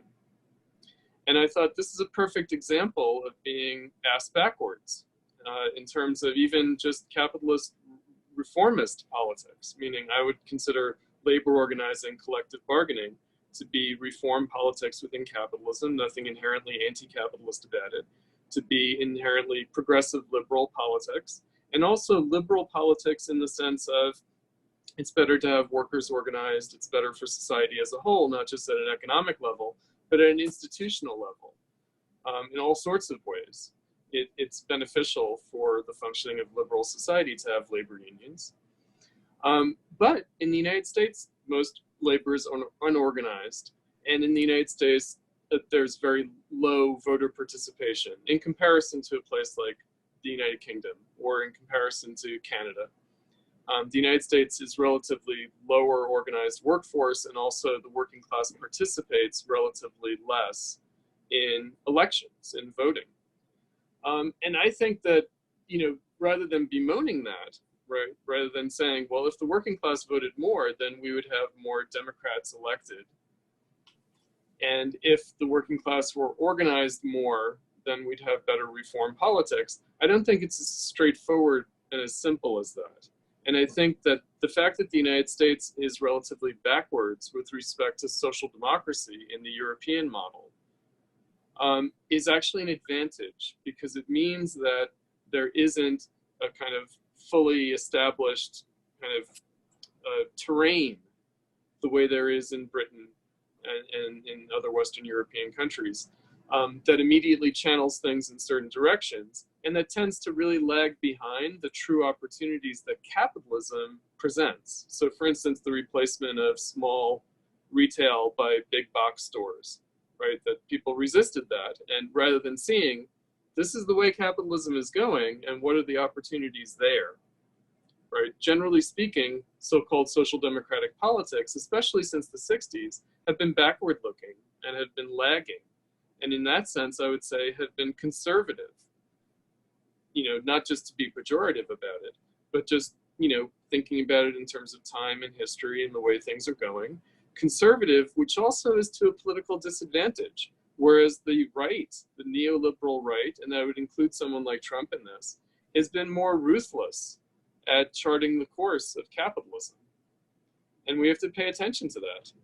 In other words, we have to pay attention to the way capitalism is actually going and think of the opportunities with respect to that, rather than the kind of defensive and backward-looking orientation that, broadly understood social democracy or the Democratic Party in the United States has been basically trying to temper, resist, kind of go against the general trends of capitalism. I think that's been, and that those who depend on the Democrats have followed. In other words, the left has taken a kind of resistance approach, a kind of backward-looking, a kind of conservative approach, rather than thinking about what's actually happening in capitalism dynamically that creates new opportunities and new necessities for organizing and for politics.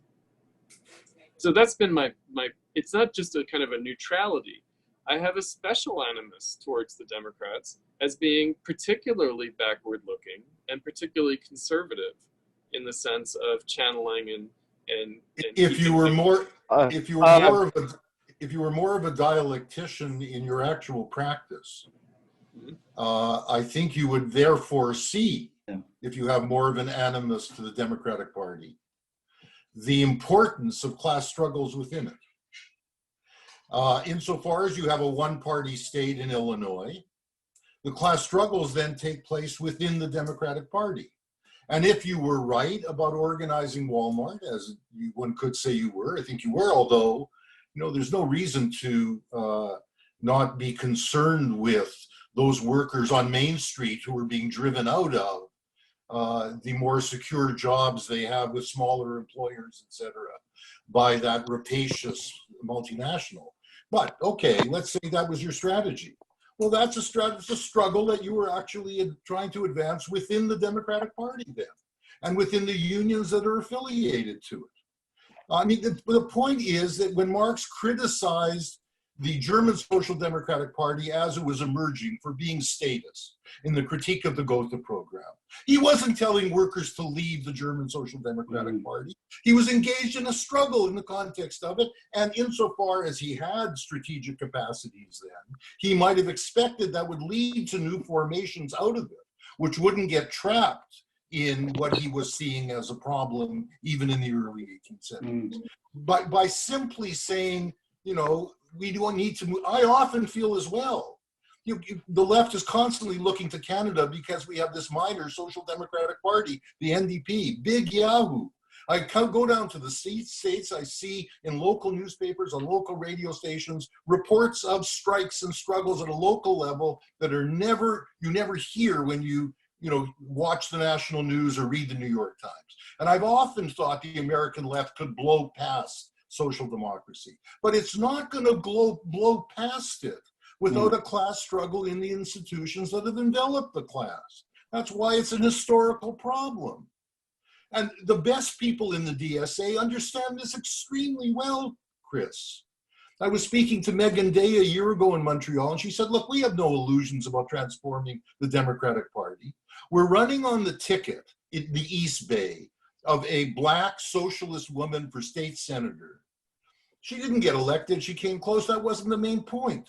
The main point was through that to be able to make connections with working class activists in the East Bay. We did, and we played a good role in the teachers' strike in Oakland last year. That's how concrete class struggles take place. Yeah, and can I just say as well that, I think you've got to be careful about sort of reheating right-wing positions on social democracy here, because I mean it's it's the big rhetoric in Britain about Jeremy Corbyn was looking back to the terrible 70s, and in many ways hang on, let me finish. In many ways there were things were better for workers in the 1970s than they are now, but also, as Leo says, in the process of kind of engaging in a real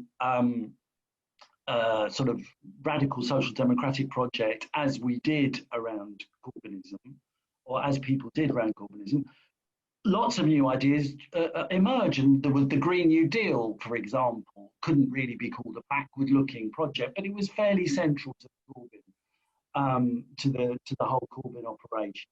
So I mean, I just think you're adopting rhetoric which doesn't really fit the reality. Certainly, I mean, if anything, I'd say the problem with right-wing social democracy or the Democratic Party is that it's embraced neoliberalism. It's embraced the new too readily, which is not to say that I'm arguing for some sort of simplistic return to a model of socialism based on statism. Far from it. But I think you just have to be very careful about what kind of language you're using there. And just the other thing is that social democracy is I think a kind of as a solution to the problems that workers face, is kind of as the first step that politicized workers take, is kind of rooted into the situation. And I don't think there's any path around it, at least in parliamentary democracies. not in the sense that it's the end point, but in the sense that, as I said before, most people will have to go through some form of the experience of understanding its strengths and limitations.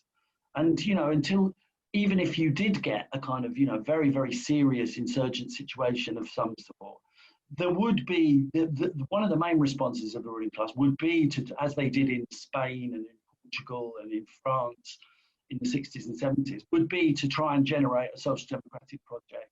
And that would become a player. So what we need is a working class that is conscious of the strengths and weaknesses of social democracy. And that involves going through, not just denouncing it. You can't denounce it to a handful of people on the sidelines. It means taking people through that experience while at the same time critiquing it, you know, being honest about it. But I mean, you know, we're not going to surpass it just because we issue, you know, proclamations about it. It is an expression of a limited expression of class consciousness. All right. Shane had something to say. Okay, go ahead, Shane. Hold on, Shane. Sorry, my internet dropped, so I just had to get back on.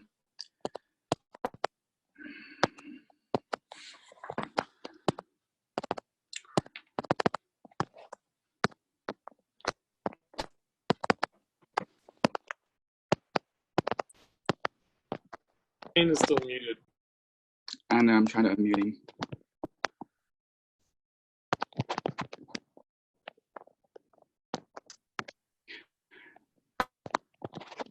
Shane, can you say what you were saying? Oh, can I speak? Yes, go ahead. The term left is essentially expression of continuum within a single process, and therefore it is fundamentally a part of the capitalist state. I much prefer the term radical. Now, when we speak of social democrats, the names Sanders and Corbyn come up, and these are very good representations of what social democracy is today. But as a left social democrat, Corbyn, who managed to completely capitulate to the capitalist press. First of all, by agreeing that very moment that he took over as Labour Party leader to the Tory referendum on Brexit, whereas any radical, if there were any, would say, this is nonsense and we have no part in it. Instead, he jumped in, validated the referendum by voting leave half-heartedly, and once it passed, Labour was effectively dead because they had unable to get beyond the press propaganda.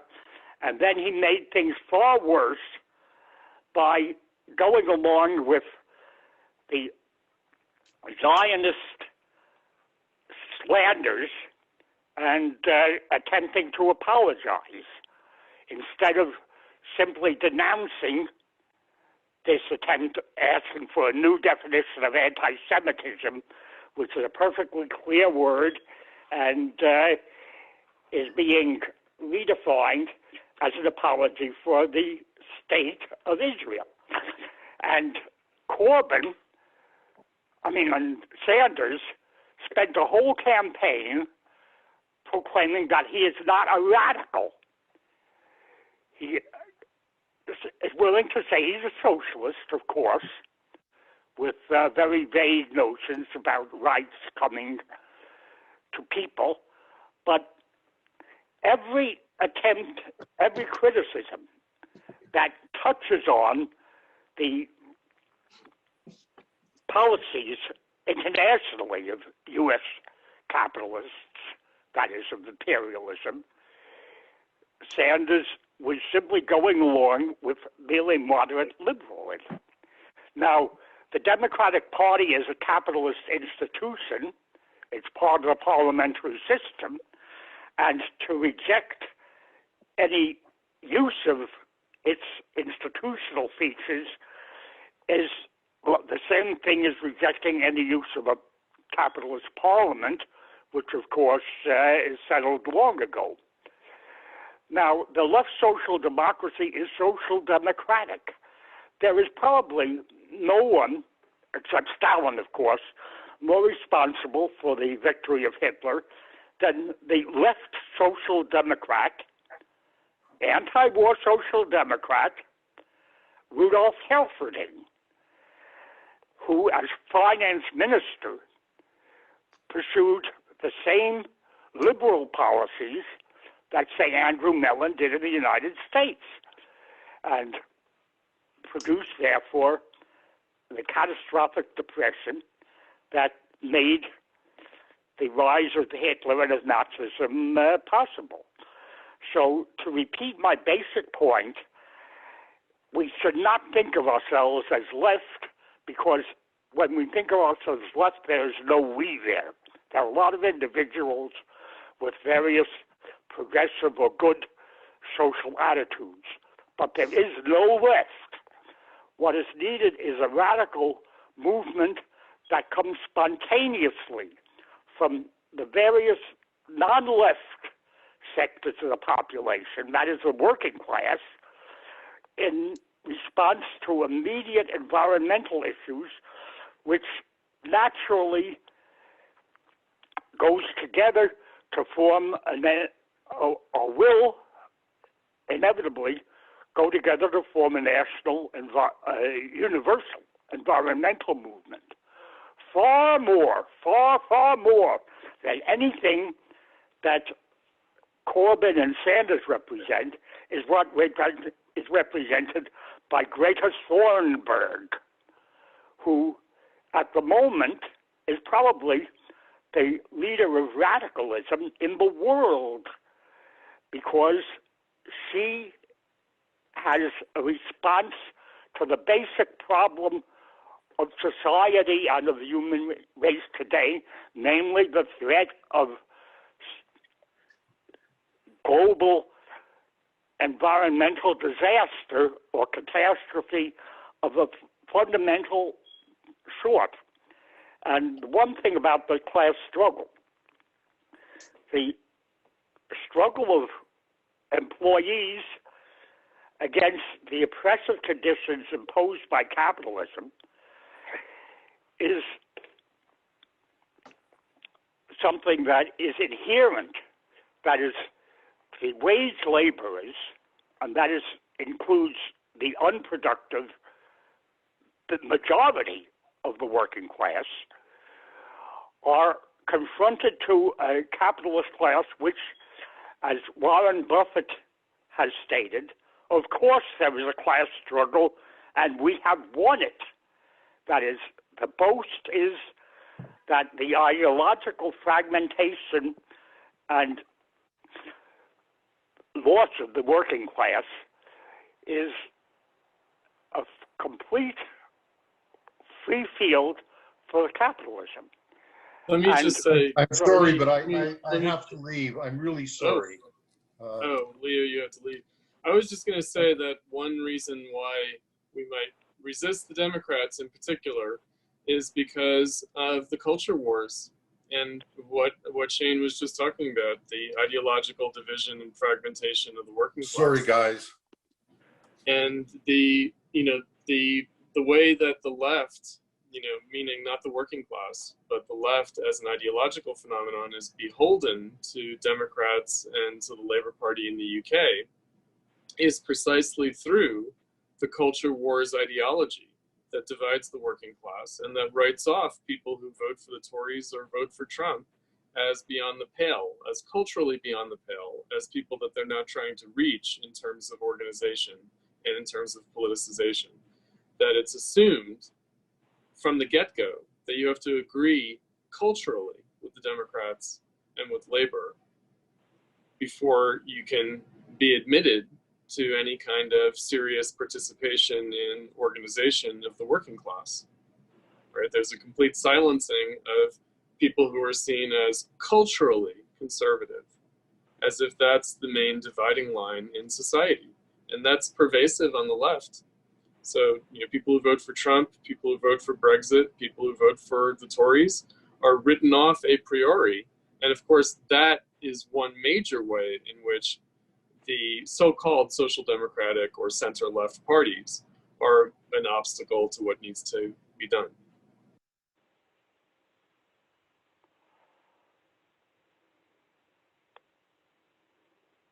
Okay. I think we didn't actually get to questions. I saw one hand raised. Did somebody want to ask one question? And we can have that be a sort of final words. All right.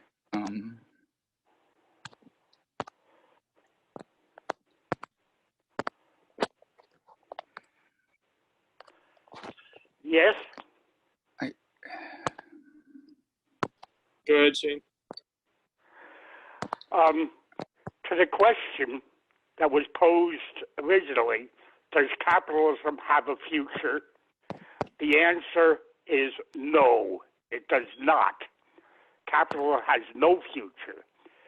The environmental crisis of the planet is the thing that radical people need to think about first of all, not the internal distribution of wealth within a society.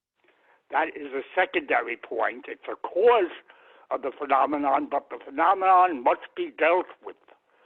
Without a fundamental social change, that is the elimination of the capitalist mode of production as a dominant social form, we are all dead, and very soon. Can I make a suggestion, Clint? Perhaps we should adjourn, since we're down to only me and Shane. We could let our last statements stand. I think so. All right. Well, if we had people in the room, we'd give a virtual round of applause. So thank you very much to our panelists. And yeah,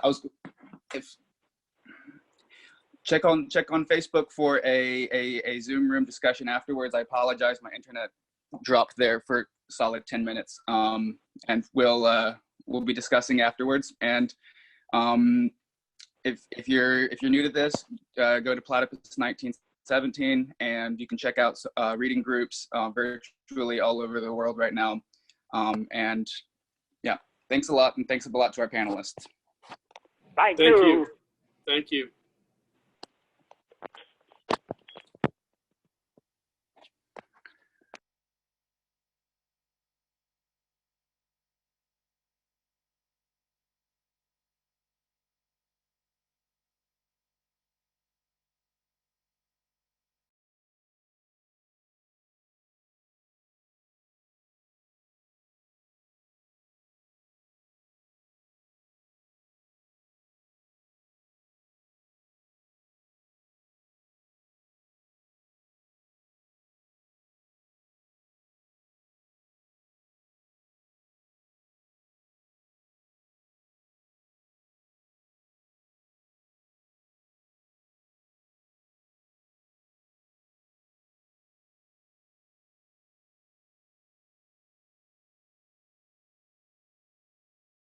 So what do you want to do, babe?